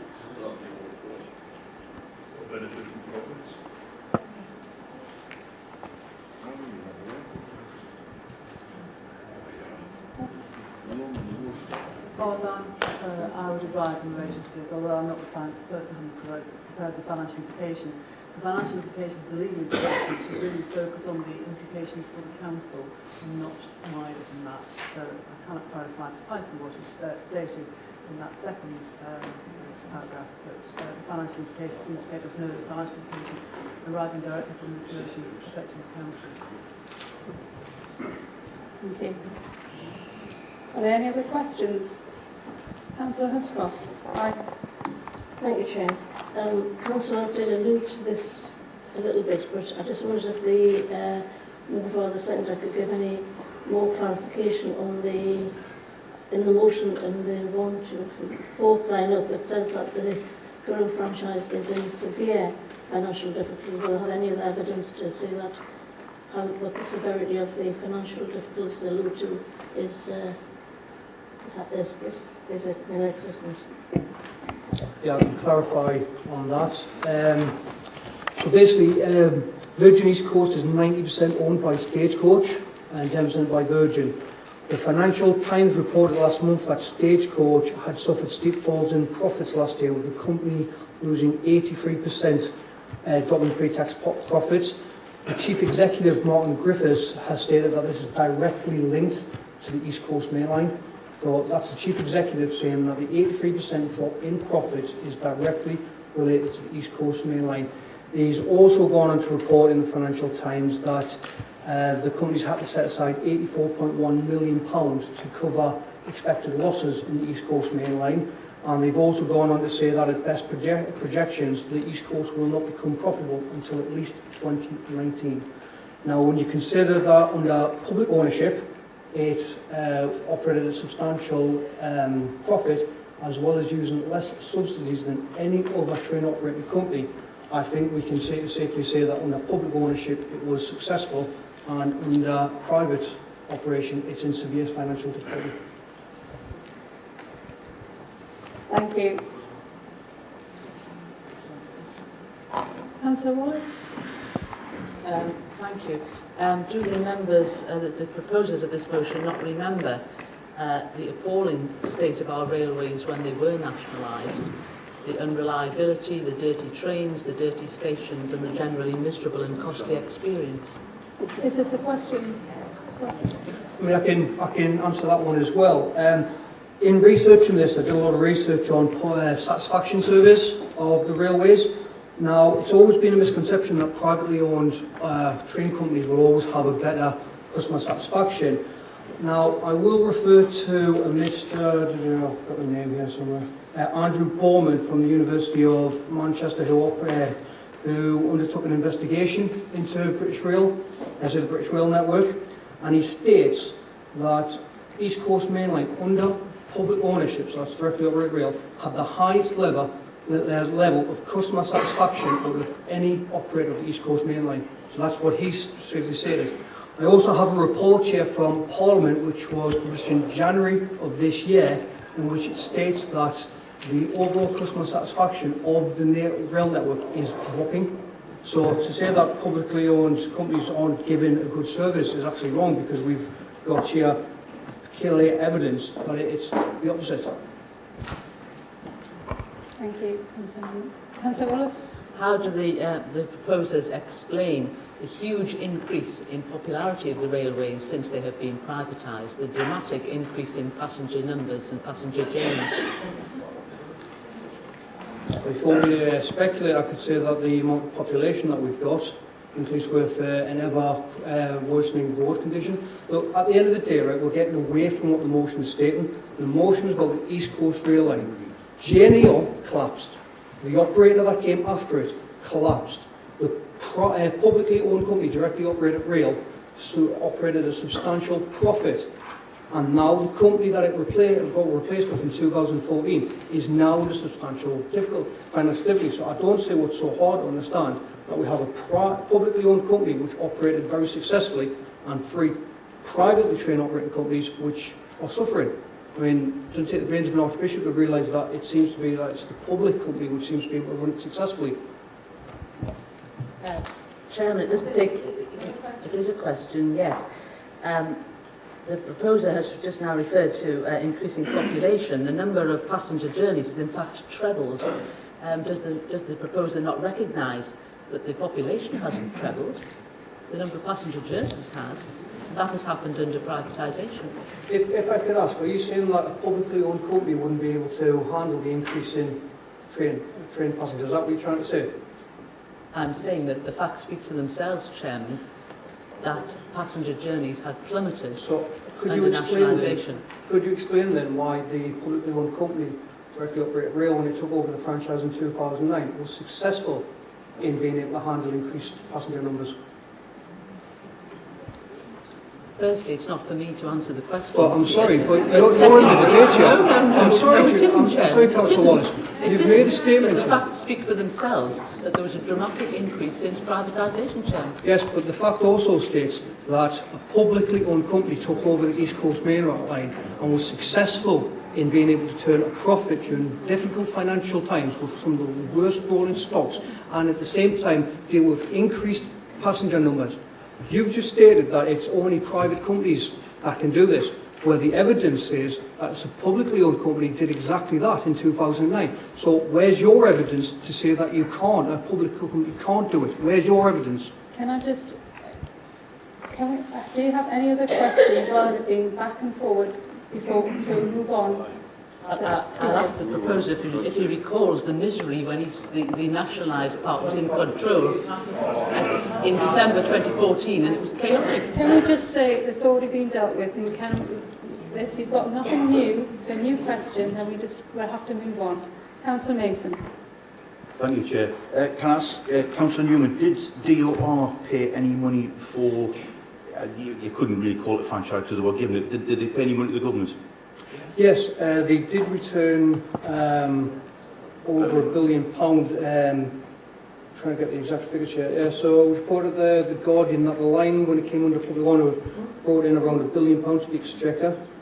So that was reported by the Guardian. So yes, they did return a profit.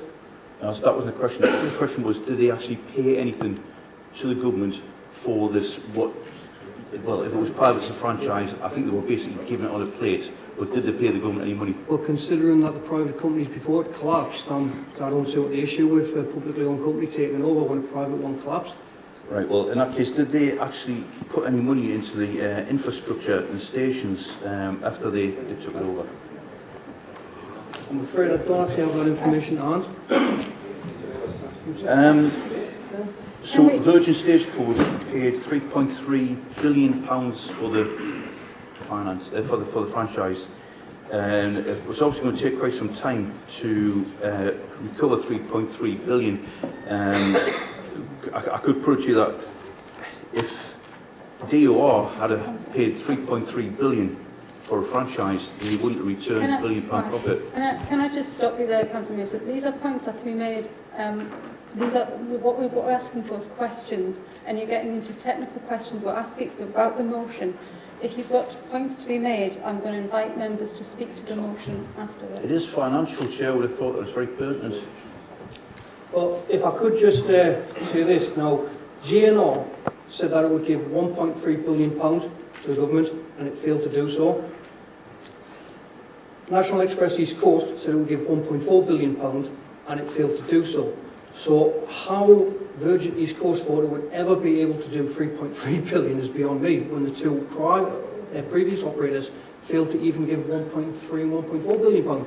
So you're saying that they're going to give 3.3 billion. Well, they're not going to do it because they're already struggling, and they're entered into talks with the government saying that they can no longer live up to that agreement. No, I didn't say that they were going to give 3.3 billion, Chair. They actually paid 3.3 billion for the franchise.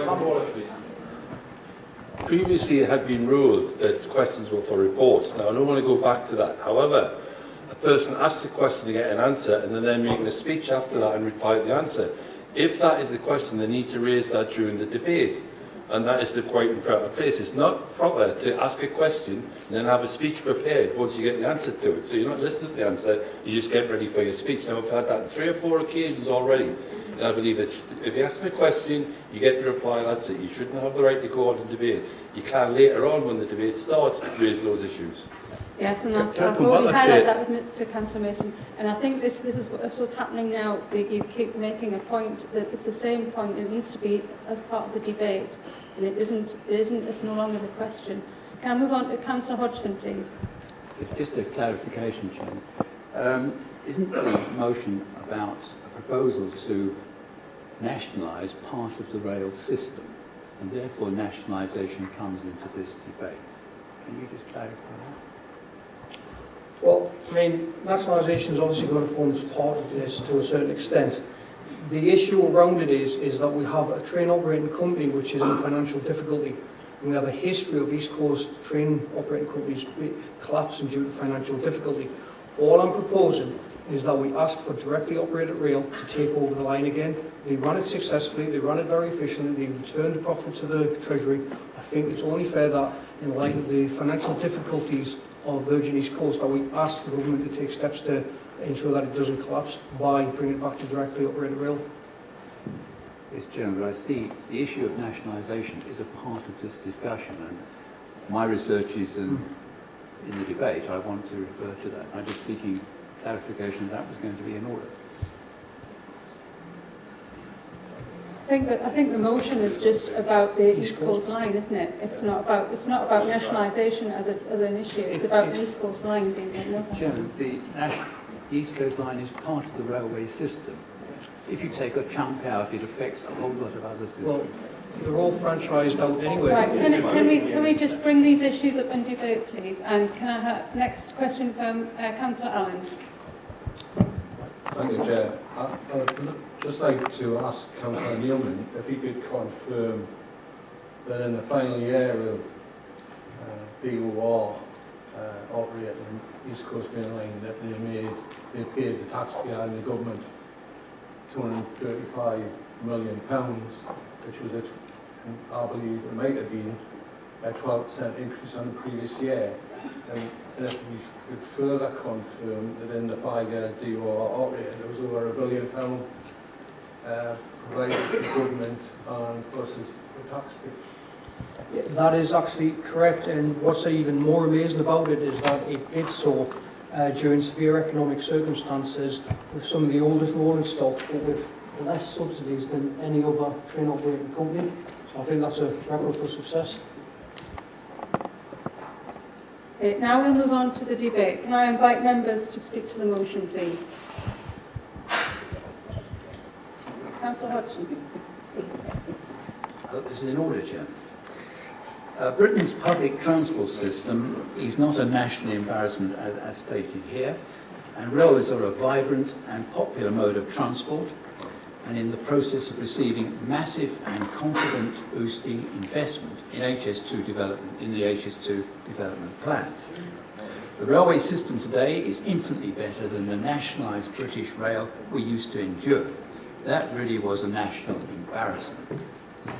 The use of railways has greatly increased since privatisation, as the rolling stock, stations, track and signalling, operation and safety have all improved to a high standard. Railway operators are regulated and held to account for performance, fares and safety. Where there is need for improvement, this should be achieved within existing governance, and we should definitely not rush to return to the failed public ownership of the past. Chairman, I recall the days of British Rail and Jimmy Knapp, of the NUR and his adversaries in the rival ASLEF, trade unions both vying with each other to use the railways as a battle for union membership. The service was appalling. The trains filthy and damaged, the stations decrepit, timetables irrelevant, accidents galore, and travellers deserted the railways to car travel in droves. We must not go there again. Should the Mayor write to the Secretary of State, it should be to urge him to address problems within the privatisation model and not to pursue nationalisation. I oppose the motion. Thank you, Councillor Hodgson. Can I invite Councillor Marion Huscroft? I'm not opposed to all privatisation, but I do believe in good public services, especially as they are delivered to the public. And the rail network is a example of where we need to have a good public service. I don't know if everybody remembers this. Some people might be actually too young. When Margaret Thatcher left office, the National Railways were in fact still in public ownership. It was the John Major government that actually brought them into privatisation. If you want less pollution on our roads, then you really need less motor vehicles on our roads. It is therefore essential to have a reliable, efficient and affordable transport system. I don't necessarily agree with all the comments in the motion, but I think there's some facts we'll have to accept, and that is that East Coast Line did make a profit while it was in public ownership, and it has struggled to do so under different private franchises. The motion appears to be asking for the Council to express its support of returning the East Coast Line, not the whole railway network, the East Coast Line into public ownership and right until the Secretary of State. It isn't therefore committing the Council further than that at this stage. As such, I would probably be willing to support this motion. Thank you. Thank you, Councillor. Councillor Spillard? Thank you, Chair. I'd like to support this motion. There's councillors in this chamber tonight that want to take us back to the 70s, but actually what we should be doing is looking to the future and what's the best for this country and its infrastructure. Clearly, we don't have the best transport that we've ever had, because the torture that people in the South East suffer, particularly around London, spending hours commuting and packed in like sardines, is not a satisfactory situation for those people. In fact, I have a great deal of sympathy for them. Any return to public ownership is going to be staffed in effect by the people who are working for them now. So why we suddenly think that we go back 60 years and everything's going to go to pot, I don't know. Across Europe, the wealthiest and most economically advantaged countries have, in effect, privatised railways. Switzerland, Germany, Italy, France.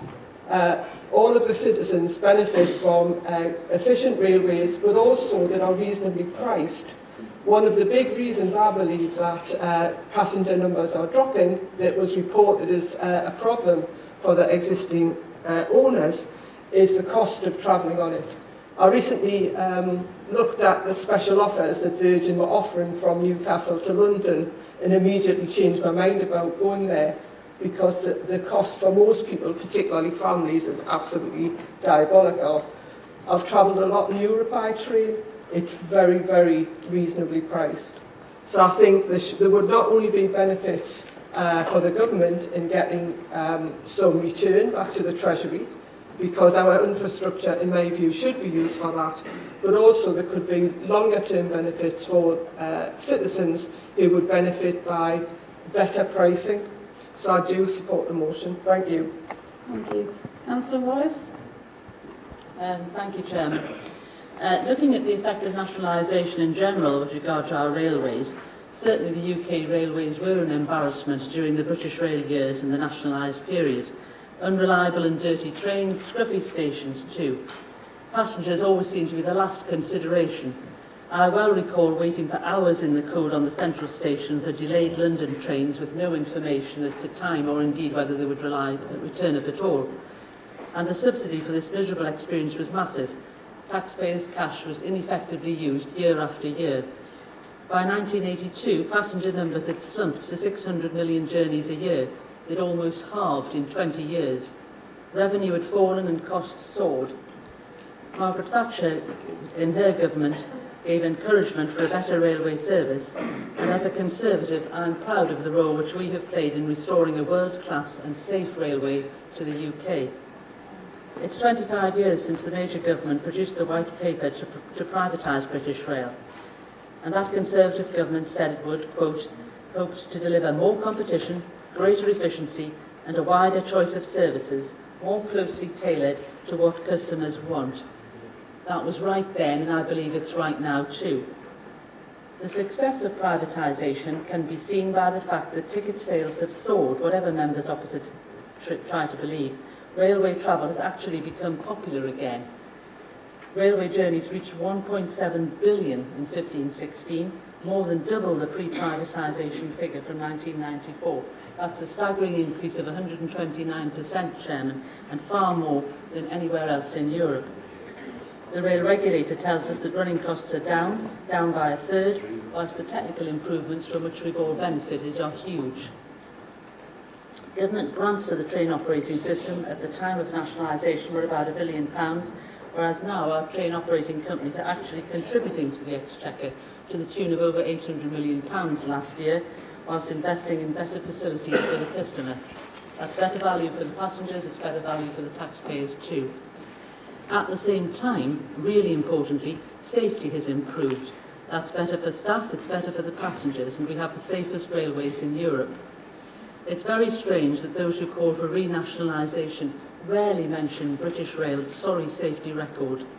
Yet the pre-privatisation period featured several accidents, for example that at Clapham in 1988, which left 35 people dead and more than 100 people injured. There is part of the railway system which is still nationalised, however, and that's where we tend to see the problems nowadays. I'm referring to Network Rail. The delays and unreliability on the transport system tend to come from Network Rail, and that bit is still hugely subsidised too. The motion makes reference to RMT's advice with regard to nationalisation, and I'm glad that the government has ignored it. The RMT certainly doesn't have passengers' interests at heart. You have only to look at their regular threats of strike action in the south to make passengers suffer, so it's right that their advice should be ignored. We can't take any lessons from them. Turning specifically to the East Coast Line, the current operators, I believe, are doing a good job, and it's competition and efficiency which have driven those improvements. Competition always leads to better value, better efficiency. We can see that later on in the audit item which is coming before Council. We have Grand Central and Virgin East Coast competing on a good part of the East Coast Line, and this is driving improvement and cost savings, Chairman. It's no surprise that in recent surveys by the consumer body Which, Grand Central comes top and Virgin East Coast are at 6th out of 22 on all measures of satisfaction.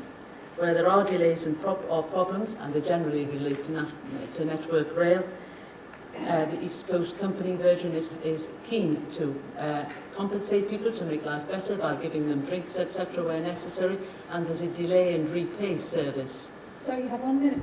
Thank you. That never happened under nationalisation. The reason it happens now is that the train companies are keen to get their passengers back with them, keen to keep them happy. In the nationalised days, British Rail didn't need to do that because they knew the money was coming along anyway, costing the taxpayer, costing the passengers. Let's cast our mind back. to the recent history of nationalisation, the chaos, for example, at Christmas 2014 under the nationalised organisation. Happily, the line went back to private hands. What we need, Chairman, is more competition, not less. Virgin East Coast has produced 42 extra services per week, new improved carriage interiors, Wi-Fi, entertainment that's free. Free enterprise gave us our glory days for the railways, whether it's the first passenger journeys here in North Tyneside, the Can you stop winding up now, Councillor Wallace, records. please? BR was introspective. We need more competition, not less, and I oppose this motion. Thank you. Councillor Hunter. Thanks, Chair. I thank for the history lesson what they're saying. I think they've got a short memory. One on about the dirty trains running on time. I believe the Tories were in power. They've got a short memory. Thank you, Councillor Hunter. Councillor Thurlow. It's been speculated by some councillors that an increase in the passengers using the railways as a result of privatisation. Actually, in reality, it's the increase in the railways is due to long-term economic growth since 1997, a concentration of employment, especially in London and other urban areas, and the increase in cost of driving. You know, that's the reality. It's not because privatisation works. It's because of factors outside the control of these companies. Thank you. The elected mayor. All right. Thank you, Chair. Can I just bring it all back to what this motion is about, right? It's about the East Coast Line. Certainly not about total nationalisation at all. It's about providing the best service for the people in our region. And isn't that our job as councillors? To do the best for the people in our region? And that's all this motion asks us to do. I have to tell you, as someone who travels, not a lot, but quite regularly, on the East Coast Line at present, it is absolutely filthy, disgusting. I was so embarrassed when I was travelling with someone last month at the state of one of the carriages. I thought it was disgusting, actually. So let's kid ourselves that we have world-class, if that's your judgment, a world-class, my goodness, look again, look again. So all I can say, remind yourself why you're here. You're here as a councillor to try and provide the best service for the people in our region, just like Councillor Huscroft pointed out. It's about the East Coast Line.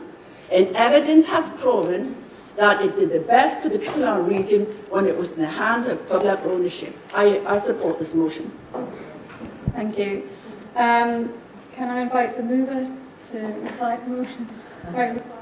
Thank you very much. I'm obviously going to disagree with many of the points there raised by Councillor Wallace. I just want to say, let's get back to the reality of it. GNER took on the franchise and failed, even though it promised it would make 1.3 billion. National Express East Coast failed. When it came under public ownership, it succeeded, and now we have Virgin East Coast, which is beginning to collapse now. So I think we need to understand that there is a trend here. All the private companies have failed to operate the East Coast Main Line. Now, if we compare and contrast them, as I've said, the East Coast Main Line, when it was under public ownership, had some of the worst stock, had the less subsidies than any other train operator, and yet still managed to return a substantial profit.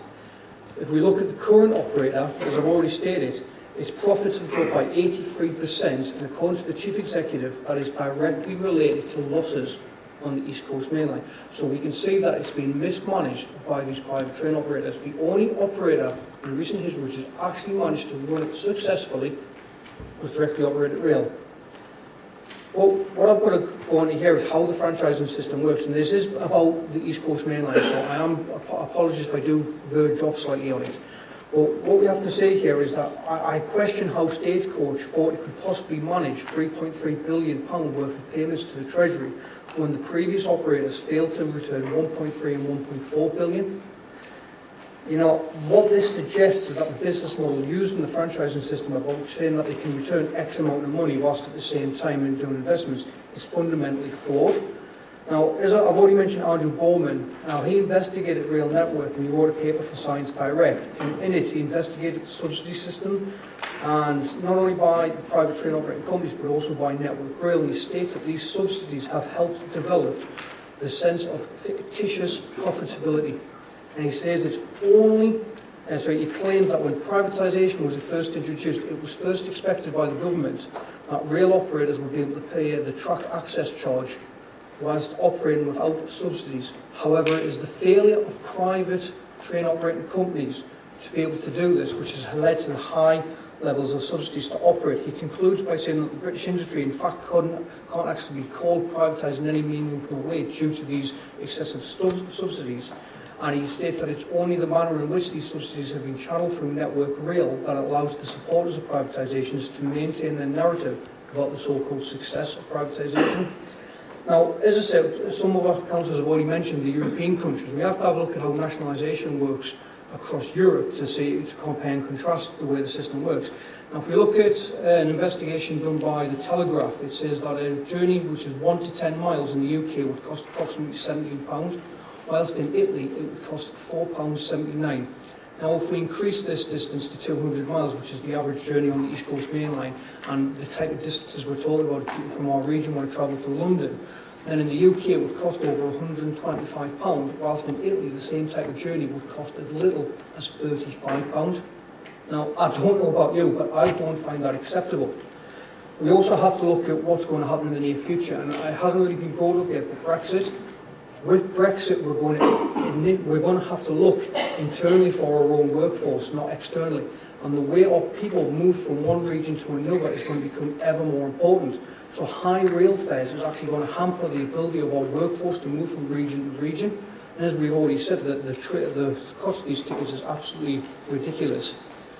Now, it's often claimed, and Councillor Wallace has actually claimed this herself, that private operators return better customer service. However, a parliamentary report, as I've said, from January this year would contradict this, and it's stating that customer satisfaction is falling across the rail network, and a particular area in which it's falling is in punctuality, reliability and value for money. I want to say that again because I know Councillor Wallace is really heavily said that it's better private than private. Punctuality, reliability and value for money. Thank you, I'll try and finish off now. Now, Andrew Bowman, when he investigated the East Coast Rail as part of his investigation, also brings up that the East Coast was the most successful operator of the East Coast Main Line in terms of customer satisfaction. Now, I know I've digressed a little bit from the East Coast Main Line into the wider franchising system, and I apologise for that. It's just I thought there were relevant points when I had to try and explain why the East Coast Line should be returned to public ownership. I therefore ask the Council to approve this motion. Thank you. Thank you. We'll now go to the vote. Those in favour?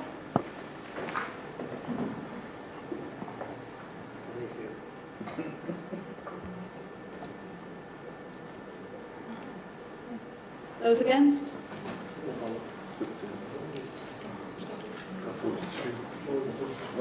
Forty-four for, 7 against, so that motion's carried.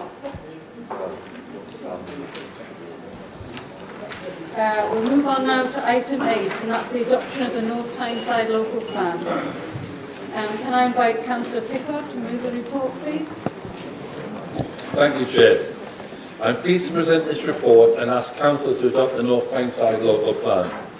All authorities are required to prepare a local plan. The Government are determined that authorities have an adopted local plan in place and have set a deadline of 2017 for their completion. After this, the Government has indicated it will intervene directly in delivering plans that have not been prepared. Council will recall agreeing the draft local plan for a final stage of formal consultation and submission to the Secretary of State in October 2015. The Council decision was a major step forward for the local plan. It enabled the final stage in preparation of a plan that has been a significant exercise for the authority and the wider borough since 2013. The findings of an independent planning inspector who undertook a detailed examination in public of the local plan were received in his final report in May of this year. This has concluded that with his recommendations, the local plan and the evidence it is based upon meet the expectations of the national government policy and is sound and capable of adoption.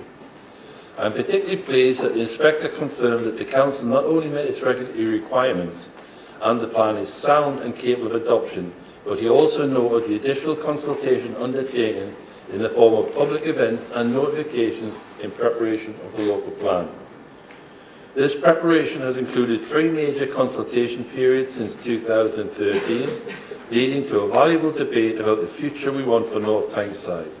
There have been over 10,000 individual comments submitted by residents, businesses and other stakeholders, and hundreds of residents have discussed proposals with our planning officers and senior leadership team at more than 40 public events.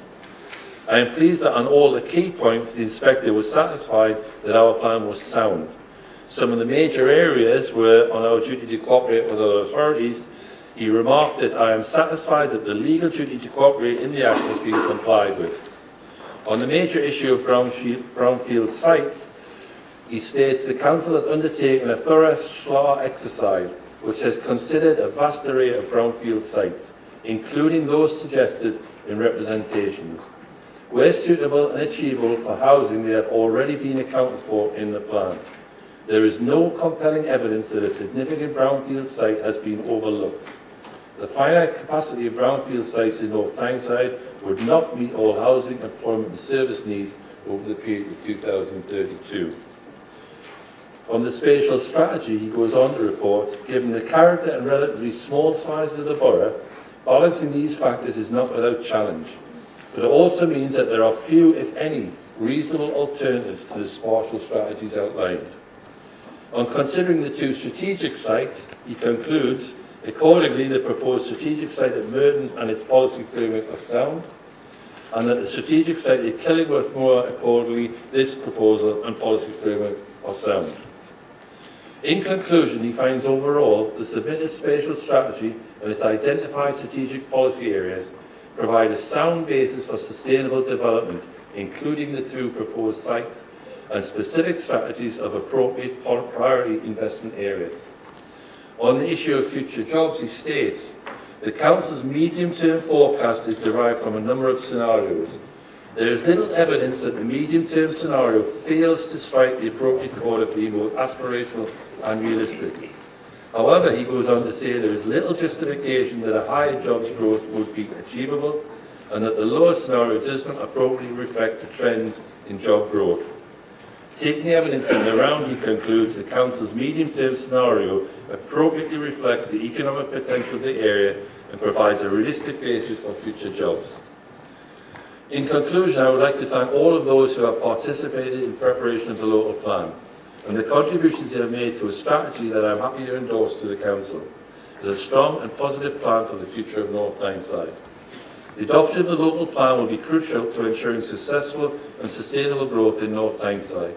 The local plan will help ensure the development can be aligned with our plans for improvements in our cycling and walking networks, roads and public transports, and our plans to protect our green belt and green spaces, creating a positive environment for healthy and active lifestyles, as well as protecting our wildlife and natural habitat. Without the local plan, we will remain at risk of speculative applications for development and as a result of current government policy and guidance, risk losing costly fields on such sites, harming the long-term future of North Tyneside. I therefore recommend the Council approve option 1 on page 10 of this report. Thank you, Councillor Pickard. Can I ask Councillor Frank Lott to second the report, please? Thank you, Chair. Can I second the report formally and reserve the right to speak? Yes, of course, Councillor. Thank you. Are there any questions? Thank you, Chairman. Is the Mayor and Cabinet happy that this local plan will result in the remaining large green areas of our borough being built on, particularly, for example, the large green areas around the Merton Gap section? Do you want to respond? I think anybody who reads the plan would know the answer to that, so I'm assuming that you haven't. The Inspector concluded in the report you have in front of you that without the 2 strategic sites that you mentioned, we would have had to either go into the green belt, which he thought was bad, or we wouldn't be able to meet the requirement as set by the National Policy Framework. Therefore, he concluded there was very little room for manoeuvre other than using those two sites or moving into the green belt. We took a decision not to move into the green belt, but obviously you wanted to. Thank you. Councillor Day? Thank you, Chair. Is it true that having a local plan was a specific requirement from the then coalition and then Conservative government, and that David Cameron, Wales Prime Minister, specifically stated that if a council did not have a local plan in place, the government would put in plans for them? Thanks for the question. I thought that may come up tonight, but I thought we'd come from the other side. I can confirm that in 2015, the then Prime Minister David Cameron stated that the government will take responsibility for planning away from councils if they fail to agree plans to build thousands more homes. The Prime Minister will tell councils they must agree to build new homes by 2017, or ministers will work with local people to agree plans without any local input. This was further confirmed just 4 days ago by Theresa May, and the headline is, Theresa May declares war on NIMBYs and pledges to build 300,000 more homes despite the risk of rebelling amongst Tory councillors. Remind you of anybody? They've actually said the council will be forced into gaining particular targets for housing delivery in their area, in particular the well-off areas, will stop trying to hide the fact that there is a housing demand, and if they don't do it, they'll be instructed to do it, and if they don't do it by instruction, it'll be taken off them and done for them. Thank you. Councillor Barry, were you just shielding your face before? I didn't know if you were... Oh, right, you didn't. Sorry, the sun. Sorry, I didn't. Any more questions? Right, can I invite members to speak to the motion, please? Councillor Craven? Thank you, Chair. I think first of all I would like to welcome the question that we started off with tonight, which again gave Deputy Mayor the opportunity to provide assurances to members around flooding and infrastructure. We've had these assurances throughout the development and consultation process after being sought by my ward colleagues here. However, we've had a lot of confusion and scaremongering about the development of the local plan, and I think that as we move to the vote tonight, it's important that we remind ourselves of the facts of the matter here. As Councillor Day asked, we first of all need to remember that the requirement to develop a local plan was set by the Tory government. The local plan must adhere to the National Planning Policy Framework, which sets out a presumption in favour of development. Without a local plan in place, all land in this area is vulnerable to development. We've seen ourselves, this in the borough, as in the case of the West Park development in Moonseaton, where the initial decision to reject the application was overturned on appeal. We have the fact there that the purpose of this local plan is not to encourage development, but to ensure it takes place in a managed and controlled way. Secondly, I think we need to remember where this number of homes comes from. The number that's required wasn't dreamt up by the council, but based on evidence from the Office of National Statistics. We've chosen to pursue a medium growth strategy, as we've seen a number of other local plans rejected after including lower housing figures. In those cases, local authorities continue to be hijacked by developers while their plans are amended. The independent planning inspectors obviously agreed with our council's assessment, noting specifically that there was little evidence that this plan fails to strike the appropriate chord of being both aspirational and realistic. We've then got another fact there that independent experts have considered the basis of the council's assessment of housing needs and judged them to be sound. We've also had a lot of talk around brownfield sites and whether we could be using more of those. And as Councillor Pickard says, again, we've had a conclusion that the finite capacity of brownfield sites would not meet all of our housing needs. As we've noted already in the guide tonight, 56 of the 70 housing allocations are on brownfield land. It's therefore a fact here that brownfield land has not been ignored in the formulation of this plan. Specifically in the area close to my ward in Moonseaton, I'd like to talk again about the reassurances provided by the Deputy Mayor tonight. Developments are not permitted in areas of flood risk, and Northumbria Water have confirmed repeatedly that this plan will enable us to force developers to undertake comprehensive flood prevention works and therefore improve and be able to prevent further flood risk in this area. In relation to the traffic issues again, My ward colleagues have insisted that there would be no access for any development in Merton Gap from Erston Road or Seatonville Road, showing again that this new infrastructure could reduce traffic congestion in this area through new link roads. Let's also be clear that we're not proposing wall-to-wall housing in Merton Gap. People who have looked at the plan will see that 50% of the land will be retained as open space, with biodiversity zones and buffer areas to protect the identity of North Seaton. Let us also remember that much of the land in Merton Gap is already owned by developers, and in the absence of a local plan, an application could be put forward at any time, with the presumption being in favour of approval and without any of the measures outlined being in place. This local plan therefore seeks to control development in our area and ensure that appropriate infrastructure is in place. The facts here are clear. Only by having a local plan in place can we protect ourselves from unrestricted development. By placing the presumption in favour of development, the Tory government has taken away control from our local communities. Without having a plan in place, we again run the risk of unacceptable developments being rejected by the planning committee, only to be overturned on appeal. I'm not going to be willing to take that risk, and I will be voting in favour of adopting this plan tonight.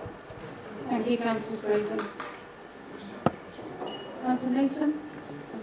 Thank you, Chair. This document states that the Council will have greater control over local decisions and future development. The plan could have said that brownfield sites should be exhausted before greenfield sites, which it hasn't. So, you know, developers are still going to jump on the greenfield sites. The plan could have allowed for bids for garden towns. It hasn't.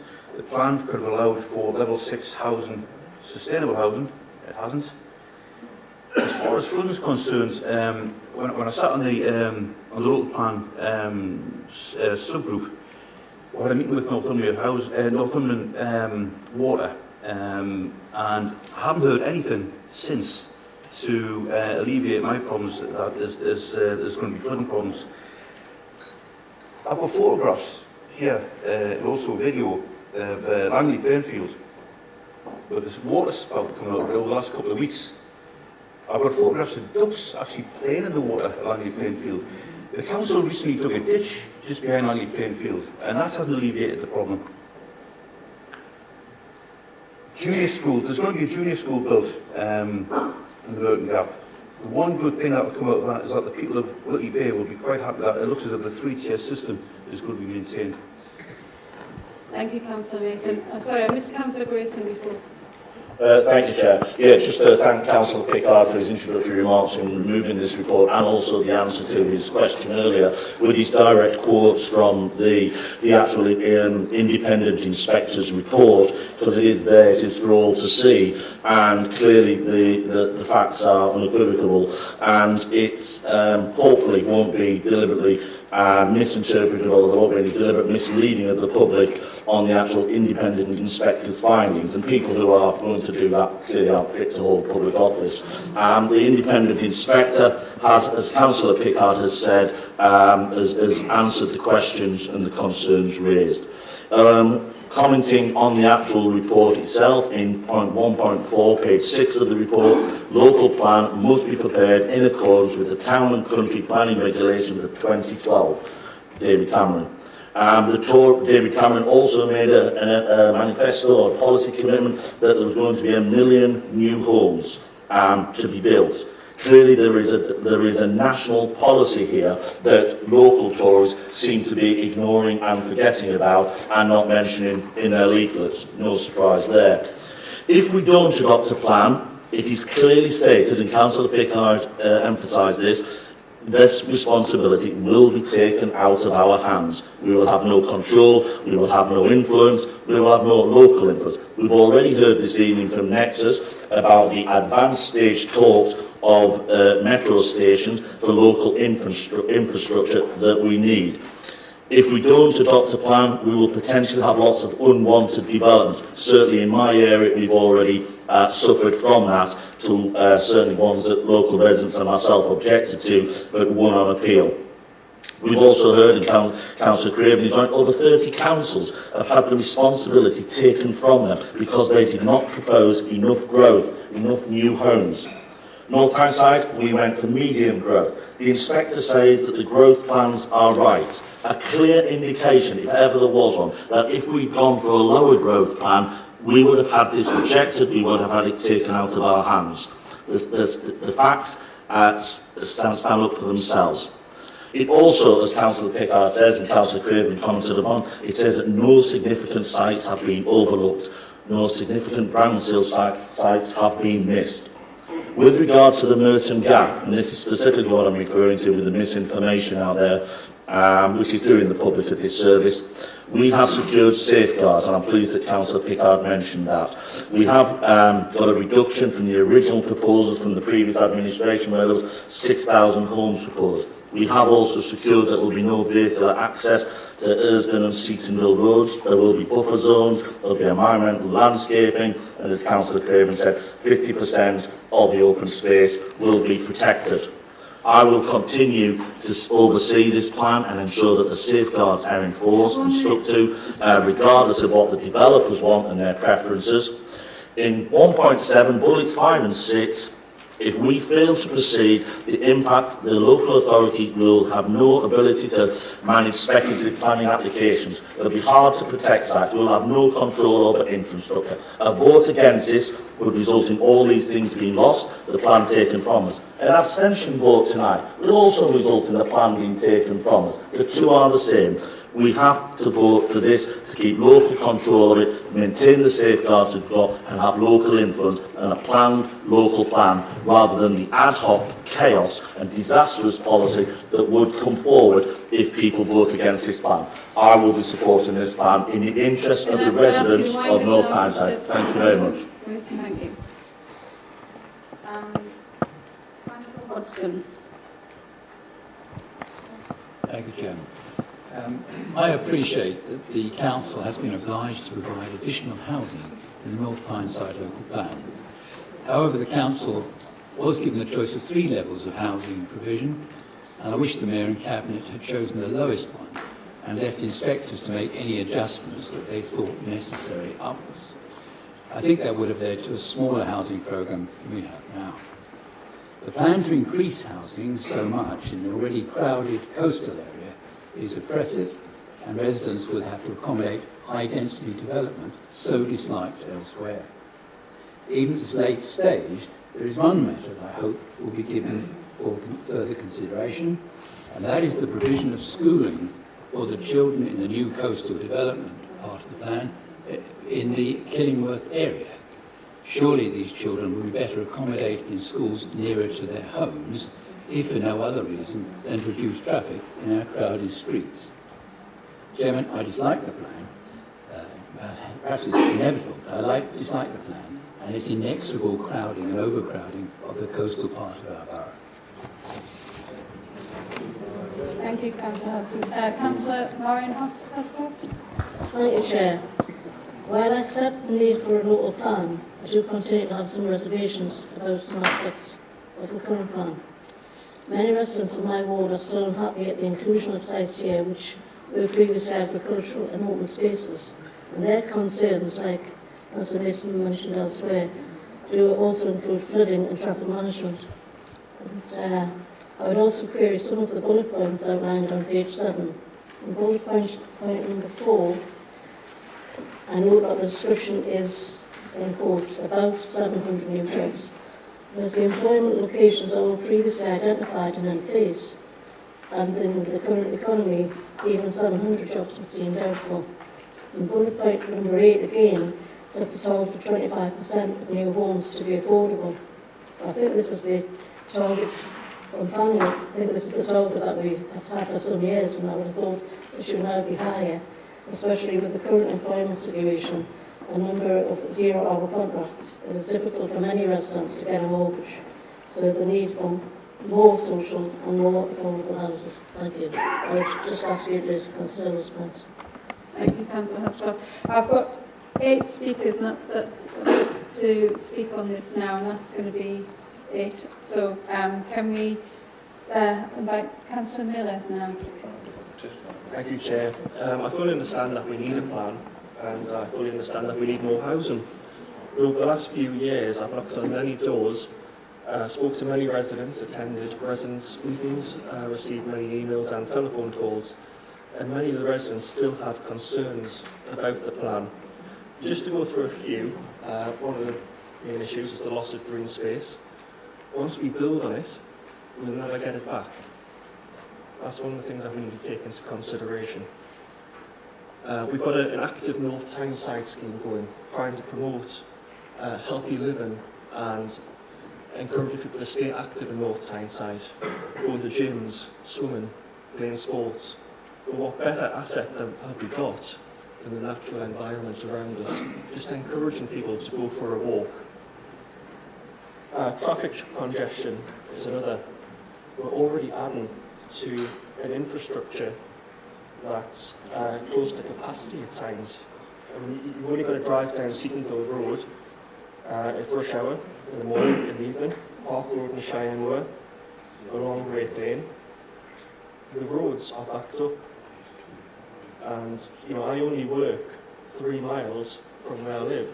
Unfortunately, I'm one of these people that have to use the car for work, and it takes me half an hour, 45 minutes to drive 3 miles, which is ridiculous at times. The other aspect is many people can remember Thunder Thursday. I know that was a unique event in North Tyneside. But I remember seeing the devastation that was caused on Brantford Avenue, spending time with people who lost their livelihoods, lost their houses. I spent the night at the parks in Mill Shields, listening to an 80-year-old lady saying that she'd lost everything, lost her home, and she just recently lost her husband as well. That's scenes I'd never want to see again.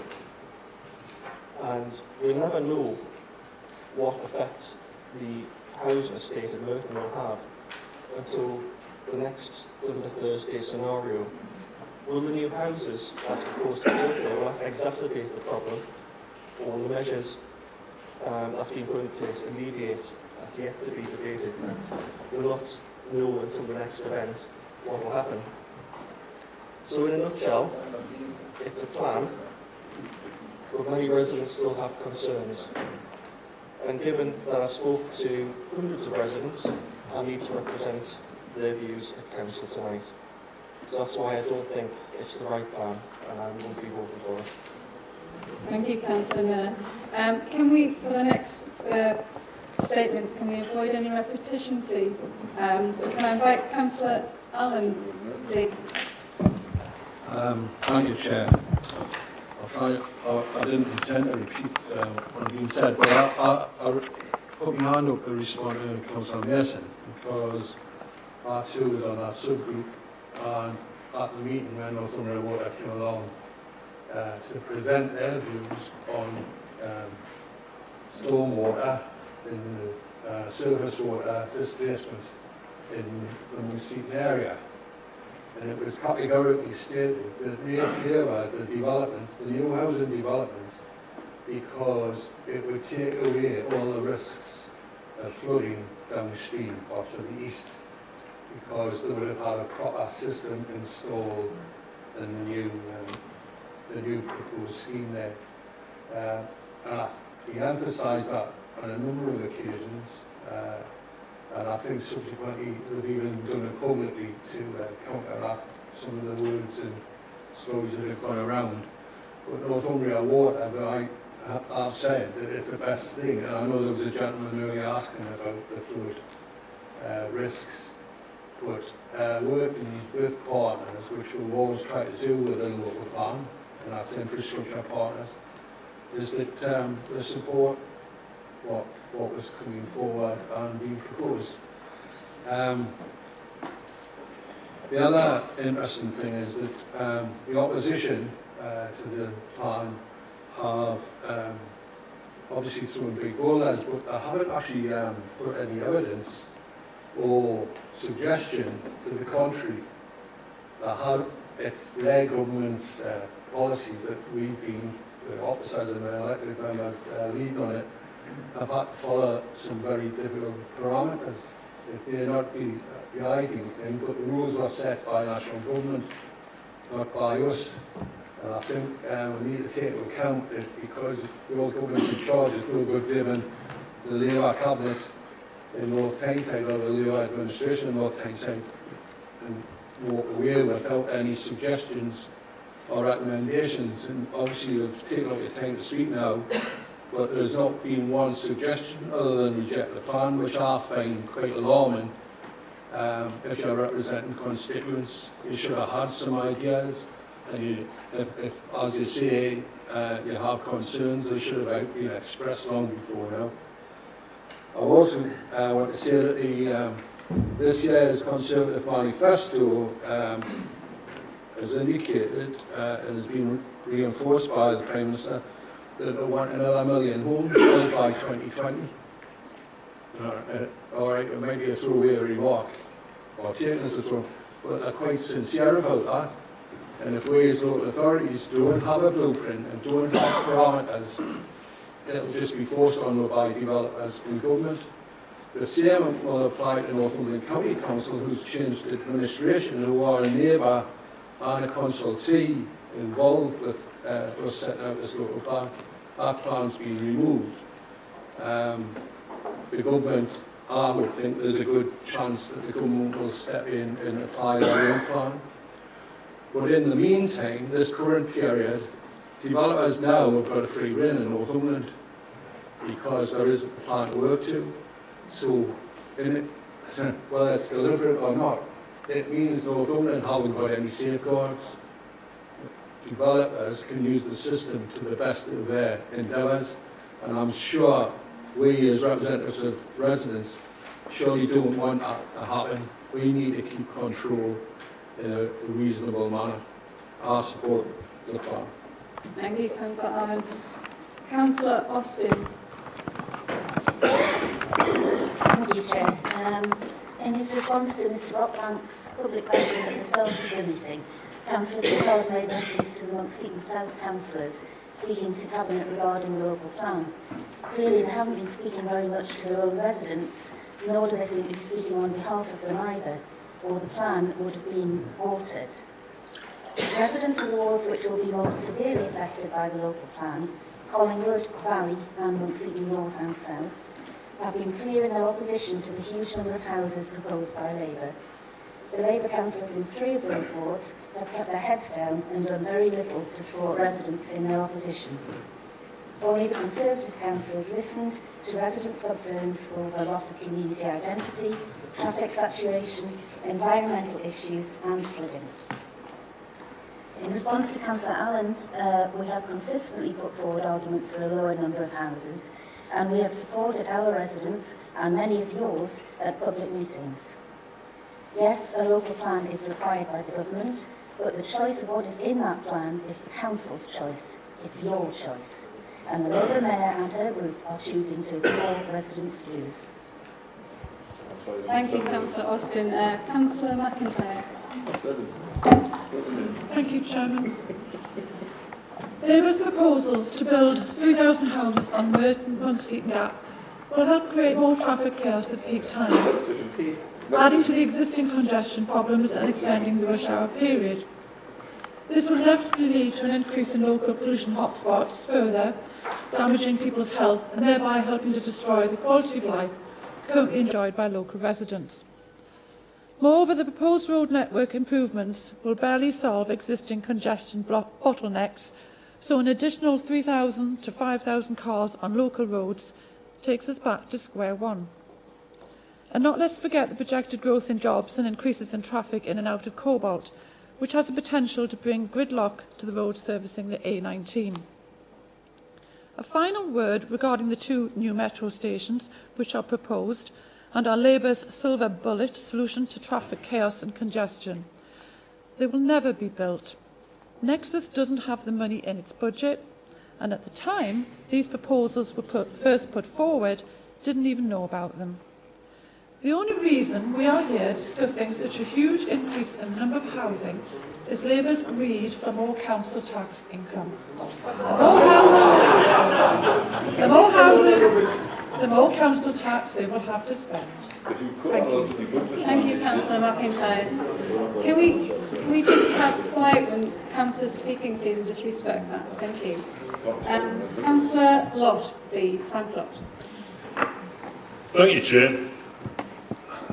I've heard some remarkable comments tonight, and some of them I'll not remark on because they are beneath this debate.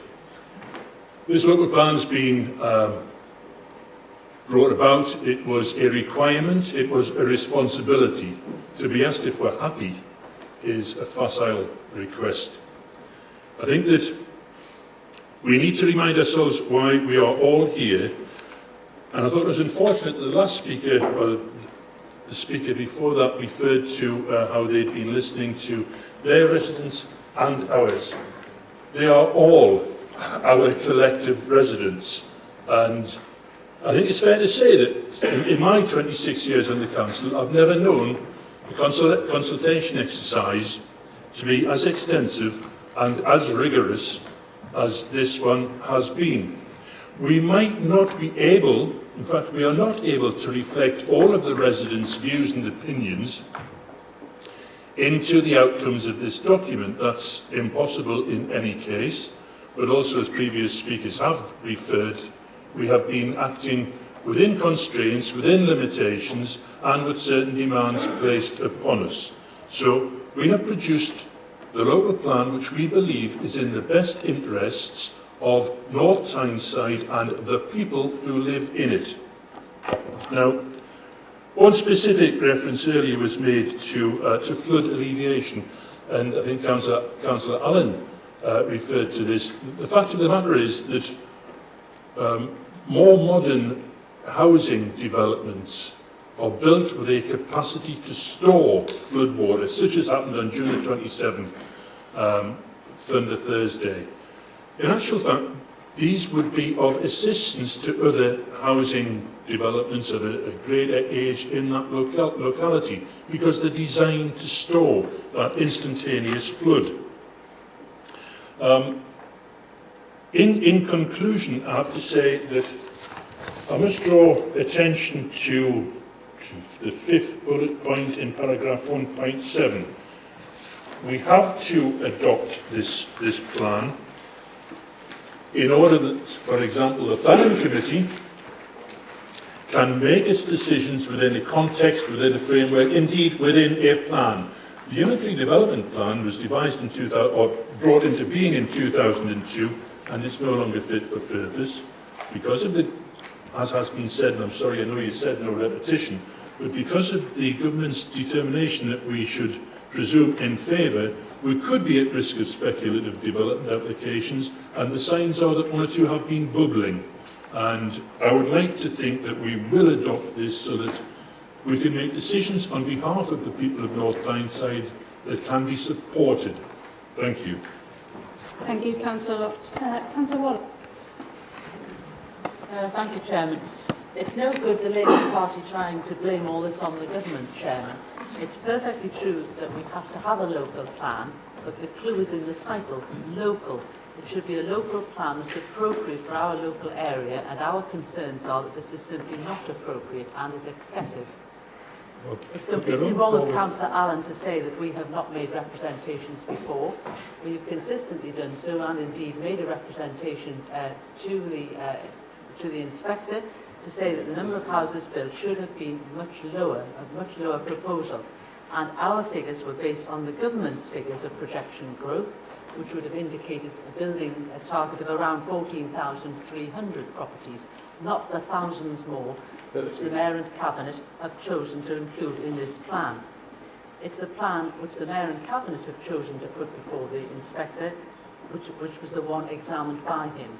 They could have selected a lower option, which would have meant that residents would have been listened to, and that the large green areas which the borough enjoys would be preserved for us and for future generations. People won't forget who has put this proposal forward and who has gone with the much higher figure, which will see those green areas which are a pleasure in our borough, which are part of its attraction, part of its charm. It will see those disappear forever. The concerns that have been mentioned of flooding and congestion and so forth, I fully endorse. One that hasn't been mentioned is wildlife habitat. We have an area in the Merton section set aside for wildlife habitat, which was to compensate for the loss of land at the Station Road development. That area in the Merton section is now subject to growth, if this is subject to development, if this plan goes ahead. We're told that it'll be moved somewhere else. Will it ever actually be accommodated? I think residents have severe doubts it'll be pushed from pillar to post until it's all under bricks and mortar. I think that this plan doesn't fully accommodate the needs of the borough. We could have the housing that we need. I'm not against all building, but we want the realistic figure based on the national population expectations for this area. At this late stage even, there is the option to have a more realistic figure, and I urge councillors to reject this plan. And I request a named vote, please, Chairman. Thank you, Councillor Wallace. Councillor Spillard. Thank you, Chair. I do have some sympathy with people who live and see change around, going on around them. It's human nature that we tend to want everything to stay the same. And I can understand that it's nice to have a nice green field in front of you. However, the North Tyneside Joint Strategic Needs Assessment in 2013 showed that we were going to have an increase in population of around 20,000 in future years. And to be quite honest, if we want to have homes for our children and our grandchildren, we've got to build them. That is the only way. People are living longer, I'm happy to say. North Tyneside Council has done a fantastic amount of work around providing new and better housing for older people, which helps to free up family homes. The plan, as is mentioned in the plan, 56 of the 70 housing allocations are on brownfield land, so we have done everything possible to make sure that we use brownfield land wherever possible.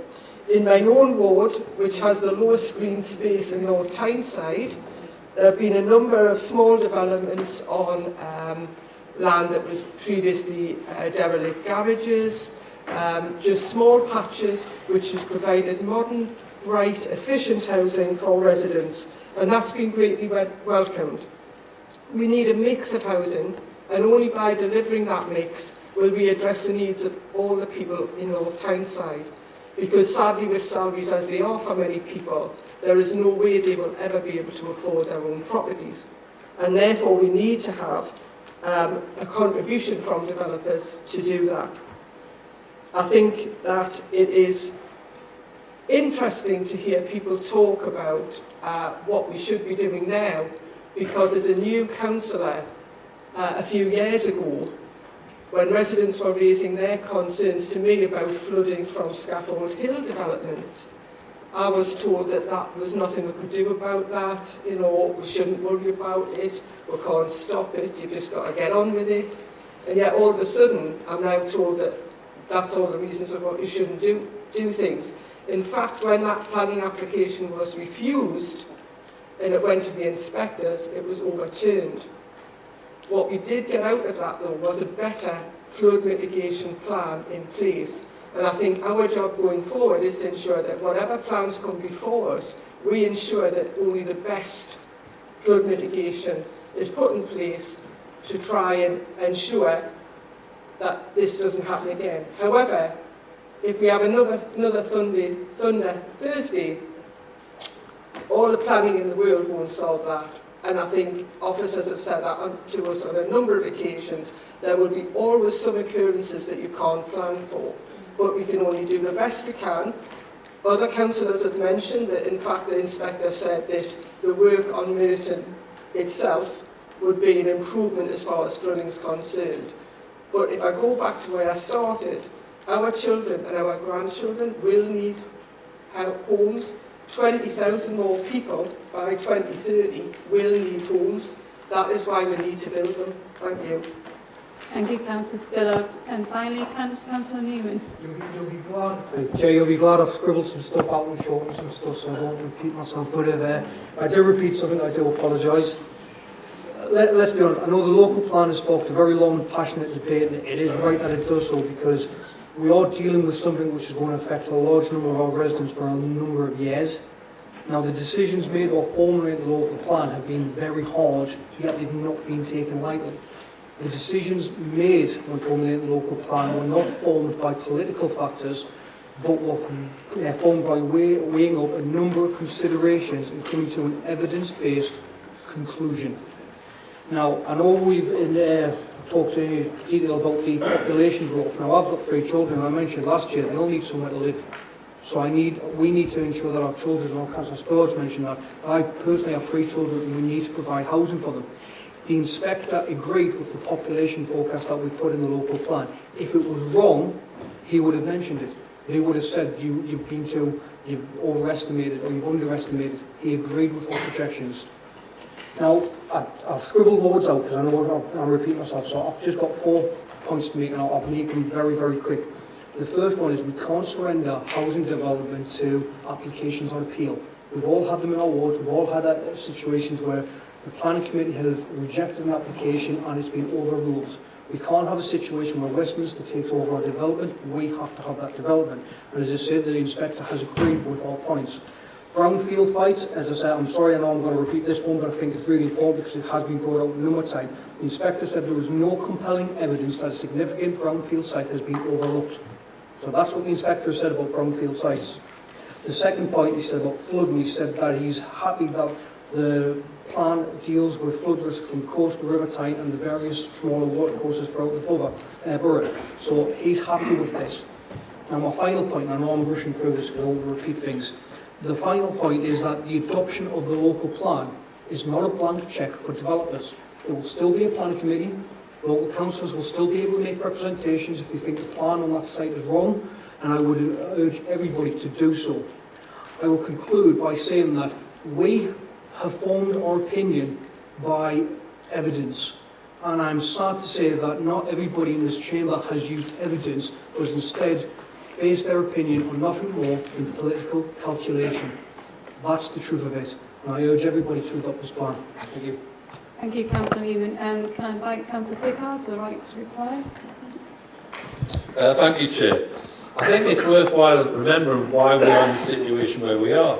We have been instructed by 2 former, one now, one ex-former Conservative Prime Ministers that we must come up with a local plan. Not only that, they set the limits on it to say that we must have an assumption in favour of increased development and that everything we do must be factually based. And just so we couldn't get around this, they said we'll put an inspector in charge who will look at those plans and who will decide whether they're sound or not and who will agree it or disagree it. We've already seen councils up and down the country where they haven't been ambitious enough have had the plans thrown out. Now in our case, what does that mean? What that means is that if this plan isn't accepted, you can guarantee within the next month to 2 months there'll be a flood of planning applications for those very sites you're trying to save, but not for 3,000 houses, for 5,000 houses on those particular sites. Because we have nothing to defend against that planning application. We have no 5-year supply demand of land, we have nothing left from the UDP, and we have no other plan in its place. That is why we need to bring this plan forward to where it is. And quite honestly, given that we're being pressurised, given that we have an inspector who makes the final decision, I really have never seen such an abrogation of responsibility by a political party in all my time on North Tyneside that I have seen tonight from the members opposite. You can't just knock on a door and say we'll stop the building and not then explain to them that unless you go along to the fact and come up with some factual evidence, the inspector won't allow it. You put in your objections. Yes, I saw all the objections put in, and they range from let's go for a lower figure, let's assume that Brexit's going to stop immigration into the borough. All these things were put forward by yourself. All of them rejected not by us, but by your government's independent inspector. All the issues you've raised so far, you think nothing had ever happened before. We are already suffering from flooding. We are already suffering from road congestion. That's why we're putting £4.7 million already into flood alleviation measures. Development on these sites will increase the flood alleviation. The whole plan on flood alleviation across the whole borough has been accepted by the inspector, accepted by the other authorities who have the power to deal with that particular issue. If we look at some of the points raised, You know, Councillor Hudson, you have the opportunity to go for the low option. We didn't. Did you not read the report? Do you not have the report? The inspector ruled out the higher level as not being practical and ruled out the lower level of not being practical either. The inspector, not the council. The inspector ruled those out. He said that the option that we put forward for medium growth was the correct option. Councillor Miller, concerns about loss of green space. The inspector tackles that as well. He says in addition to the 25% of green space we already have, the only alternative to losing those two spaces would be to lose green belt land. Are you proposing that we go into the awards of St Mary, start taking the green belt land away? We've done everything we can to protect the green belt. The inspector agrees that that is exactly what we have done. You mentioned the Thunder Thursday. As I said before, that's already happened. That's why we're doing the alleviation measure. And you mentioned all about the North Tyneside active scheme. Well, we're trying to have active all over by providing additional cycleways, additional walkways, additional facilities on these particular sites that are actually going forward. And if we look at Councillor Austin, you know, most South councillors are against it. Well, I knocked on the door, and I knocked on the door of a resident had the sign up saying don't build on the thing. When I explained to them that at the hearing, there were builders there saying we should build more houses, and other people saying build none, and we were trying to go down the middle. Oh, I didn't know that. Nobody told me that. And the leaflets I've seen come around so far, they're just saying that you're going for too high a figure, that you're going to build houses. I said, we're not building houses. Private developers are building houses. Private developers are the ones who will be coming forward with planning permission. And we're trying to protect those sites against mass exploitation by private developers for profit, not by the council who actually build on them. If we look at Councillor Wallace as well, you know, the wildlife habitat, it's very interesting if we look in this, because what the inspector said, in looking at the site in and around, and this is Merton, I also attach significant weight to the biodiversity benefits that would arise from a variety of green amenity spaces, attenuation ponds and other features on what is presently mainly a featureless farmland of limited ecological value. The inspector says we'll actually increase the facilities on those sites by doing that, not decrease them. I think at the end of the day, you have a choice. You say you're going to vote against it, but I'll challenge you back. If you go vote against it, show the public by publishing an open letter to your Prime Minister criticising this plan and asking your Prime Minister to say we don't have to do it, that we can lower growth, we can lower the... Because if you don't do that, you're a bunch of hypocrites.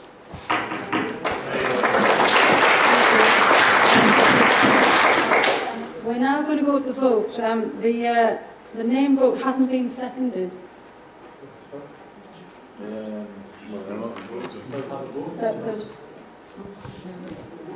So it's a name vote.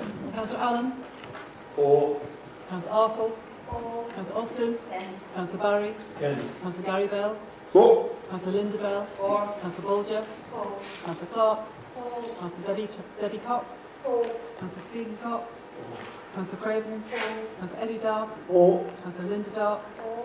For. Councillor Davis? For. Councillor Day? For. Councillor Drummond? For. Councillor Early? For. Councillor Glindon? For. Councillor Graham? For. Councillor Grayson? For. Councillor Green? For. Councillor Hall? For. Councillor Hodgson? Against. Councillor Janet Hunter? For. Councillor John Hunter? For. Councillor Marion Hescroft? Against. Councillor Nigel Hescroft? Abstain. Councillor Johnson? For. Councillor Lee? For. Councillor Frank Lott? For. Councillor Wendy Lott? For. Councillor Gary Madden? For. Councillor Maureen Madden? For. Councillor Mason? Yes. Councillor McIntyre? Against. Councillor McMeekin? For. Councillor Miller? Councillor Mulvenna? For. Councillor Newman? For. Councillor Oliver? For. Councillor Osborne? For. Councillor O'Shea? For. Councillor Percy? For. Councillor Pickard? For. The elected mayor? For. Councillor Reynolds? For. Councillor Spillard? For. Councillor Sterling? For. Councillor Thirlaway? For. Councillor Walker? For. And Councillor Wallace. Against.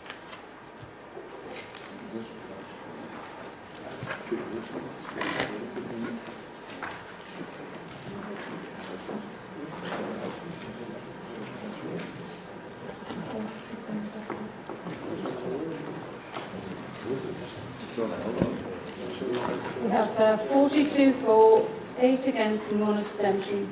Therefore, the local plan will be adopted. Thank you.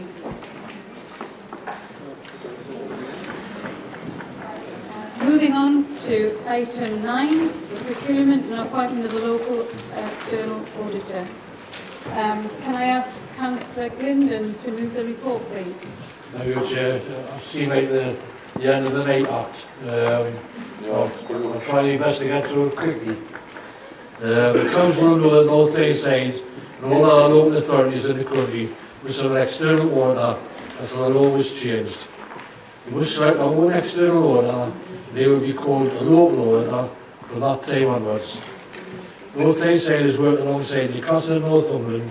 They got to be put in place arrangements for the new rules. An independent auditor panel was set up and reviewed all the auditor bids received.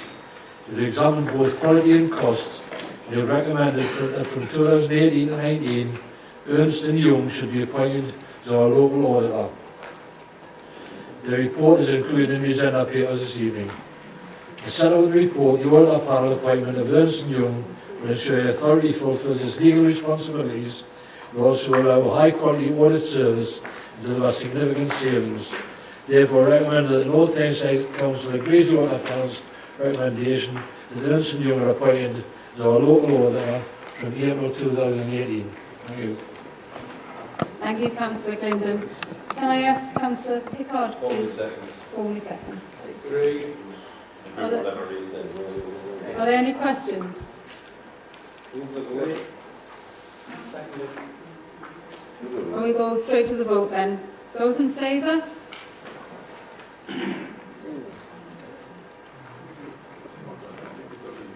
That's unanimous. Thank you.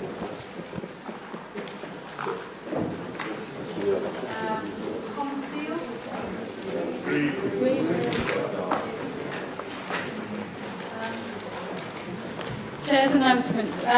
Really, just quickly, we've been doing lots of events, my consort Karen and I, but two have really sort of stood out, and one was the Friendship Games in Slovenia. We've opened to Kuchevia, and I made an attempt to learn Slovenian, which wasn't very good. I started to sound like the policeman of Hello Hello, I think, and everybody was looking in, they didn't know what I was saying at all. So I ended up saying, how do you say hello in Slovenian? And they said hello. So that went down like that. But anyway, North Tyneside put some really enthusiastic young people went with us. We came last. It was a bit like it's a knockout, but we came last. But we really, one of the games we were streets ahead. But everyone enjoyed themselves, even though there was a barrier of language. Everybody got together. It was a great community spirit, and it was the young people of North Tyneside really represented our borough well, and it was a really nice event. And as well, there were teams from Slovenia, two from Germany, one from Slovakia. Was it sort of Slovenia, Germany? You get me right, Karen? And Slovenia, and again Slovenia, lots of teams. But anyway, everybody was, even though we were going through this turmoil of Brexit and things like that, there was a real commonality that they wanted to continue with the Friendship Games, and they really that was one of the things that they really held dear. They said, let's North Tyneside be part of this, and they really wanted us to be there. And also another one was the volunteer commendation awards. And that was like all the volunteers of the borough helping people within the community. And that was a really good, feel-good event. Lots of people doing wonderful work on their just out of their own free time and everything like that. And again, it really made me proud to be part of North Tyneside and all the good things that we do for that. At the end of this meeting as well, I'd like you to join me in the Chairman's Lounge for a drink. So we can celebrate really North Tyneside and what we achieved. Thank you.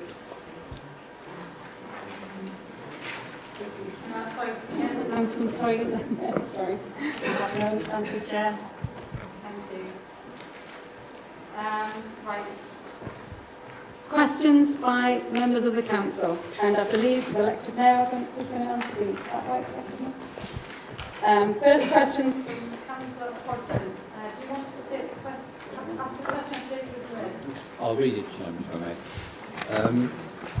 In correspondence, the Mayor has revealed that she supports officer recommendations to build an energy from waste plant in Howden, adjacent to the regional sewerage works. This plant will burn household waste imported from other authorities at a rate of more than 500 tonnes per day. This will cause some stresses in North Tyneside residents, in particular incoming truckloads of waste, outgoing truckloads of dust and ash, the disposal of effluent cleansing liquids and solids, plant noise and health-threatening smoke emitted from the chimney. Does the Mayor know of any advantages that will accrue to North Tyneside citizens as a result of this plant? Thank you, Councillor Hodgson, for the question. Firstly, I would like to make it very, very clear that I have not supported this officer recommendation in any correspondence. You must have misinterpreted what I've said in the letter. The decision to allow the planning permission for this energy waste plant in Howden was made by the planning committee, in which I am not a member. As a member of the planning committee yourself, you will know that on the 20th of March 2017, it independently made the decision to allow the development of the plant in Howden. And you know, as a mayor, that there is no way I could interfere in any of that decision. This was a democratic decision made by this committee. If we all believe in a democratic process, then we have to accept the decision made by that committee. However, there are still things and a number of reservations about the suitability of this facility in this area that I have. The regulations around the plant will have to ensure that this facility is covered by an environmental permit to protect the environment and human health. For example, addressing the emissions to air, land and water, energy management, waste, the consumption of materials, noise, vibration and odour, and the prevention of accidents. Although the Environment Agency is responsible for issuing and monitoring these permits, I have asked our officers to keep me informed of the progress on this matter. In terms of the advantages to residents, it would be up to the developer to justify any advantages, not me. I can only refer to the developer section 106 agreement, in which it states it will provide 100 apprenticeships during the construction phase and the first 30 operational years of the plant. It also suggests that there will be a number of jobs created as a result of the plant. However, as I've said, that will be up to the developer to justify the advantages to the residents, and up to our planning enforcement officers and just to ensure that this commitment is delivered. But before moving on, I would again like to reiterate that at no point in time have I actually indicated either my support or otherwise for the plant. That is not in my brief as the mayor of this borough. Do you have a supplementary question? I'm rather surprised by that answer. Given that the proposed energy from waste plant will be a significant development both for the borough and for residents, did the Mayor and her Cabinet and the senior management team give consideration to it? You appear to be answering that you didn't know that it was going to take place. I'm astonished by that. I think I've answered that, in fact, that at the end of the day I knew it was taking place, but it's not my place to have an opinion on that. It goes to the planning committee, and that is their responsibility. I think I've tried to say that I cannot take part in any decision made by a planning committee. Great. Question 2, Councillor Hodgson. Do you want to ask the question or do you want to take it as read? I'll read it, Chairman. In the recent mayoral election, the Mayor's manifesto detailed her determination to maintain the Council's weekly collection and disposal of household waste. However, the proposed energy from waste plant in Howden will receive household waste from neighbouring authorities that is 2 weeks, 3 weeks or even 4 weeks old. how will the Mayor maintain her manifesto undertaking in the light of the age of this important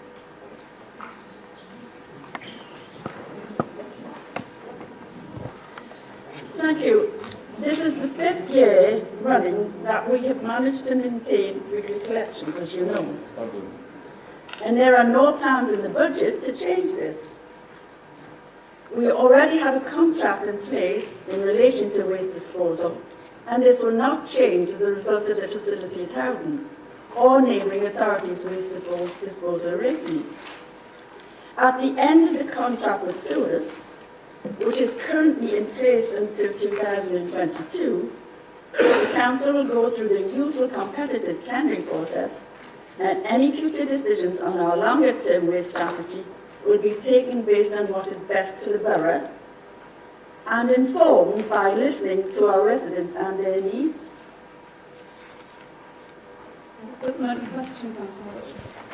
Chairman, I think the Mayor perhaps doesn't appreciate that the waste coming in will almost certainly be at least 2 weeks old, and perhaps older. It will have all the problems of smells. It will have all the problems of smells, hygiene, and health problems that we have objected to with our own waste. I just wonder how she squares that with her manifesto undertaking. Well, all I'm going to say to you, I understand from my information that it's sealed, the waste that comes in is sealed, but however, all I'm going to say to you is that all this was answered at the planning committee. All these questions were raised with the experts, and I am not an expert. I have to take the advice of the experts, and I've already told you, Councillor Hodgson, time and time again, that I still have concerns about it, and I hope they will be addressed as time goes on. But I cannot change that decision made by the planning committee. And you were there, you were part of it. If you're saying to me it wasn't a right decision, if you're saying to me it wasn't a fair decision, if you're saying to me it wasn't a proper process, then I will investigate it. But as far as I'm concerned, all those things that have to be covered were covered at the planning committee. Thank you, Mayor. We have question 3 from Councillor Wendy Lott. Late as well, you did as well. Council accepted a motion at its meeting on the 19th of January 2017 and a further report at the meeting on the 23rd of March 2017 regarding residents' concerns at the NHS provision in North Tyneside. Can the Mayor update the Council on what has happened with the proposed new North Tyneside urgent care 24-hour provision and comment on the extension of the early closure of the existing urgent care cover at Lidley Hospital? Thank you, Councillor Lott, for this very important question. Like all of you here today, I am indeed disappointed and am with how this has developed. Members will know that the Clinical Commission Group has reviewed urgent care services in North Tyneside, as it believes they must change because they are confusing for our people and do not make the best use of NH funding. I am disappointed. I continue to hear worries from residents. I wrote to the Clinical Commission Group on the 28th of March 2017, highlighting residents' concern in relation to the urgent care provision. Although their response originally suggested that a new 24-hour care system would be introduced from the 1st of October 2017, I now understand that the Clinical Commissioning Group has announced this week that the procurement exercise has resulted in no contract award, and that the current contracts will be extended to ensure continuity of service while the Clinical Commissioning Group reviews its options.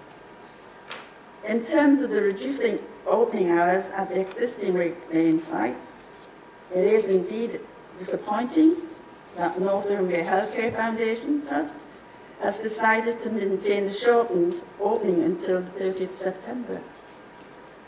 This certainly goes against the assurance that the reduced hours were temporary arrangements to deal with the winter demand. It is therefore quite worrying and disappointing news, and it goes against the assurances that we were given about the temporary nature of the reduction in hours. This, together with the uncertainty about the procurement exercise, securing a replacement, is only adding to the concerns and confusions of the residents of North Tyneside.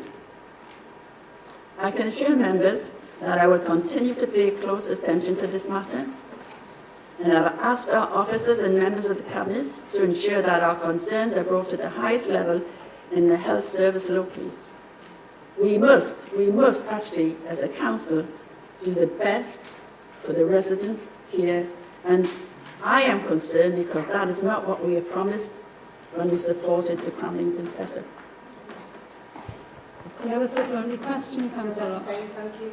Thank you. Well, that's the end of the business for tonight's meeting, and thank you for your attendance. And again, if you'd like to join me for refreshments in the Chairman's Lounge, I'd be very pleased to see you. Thank you.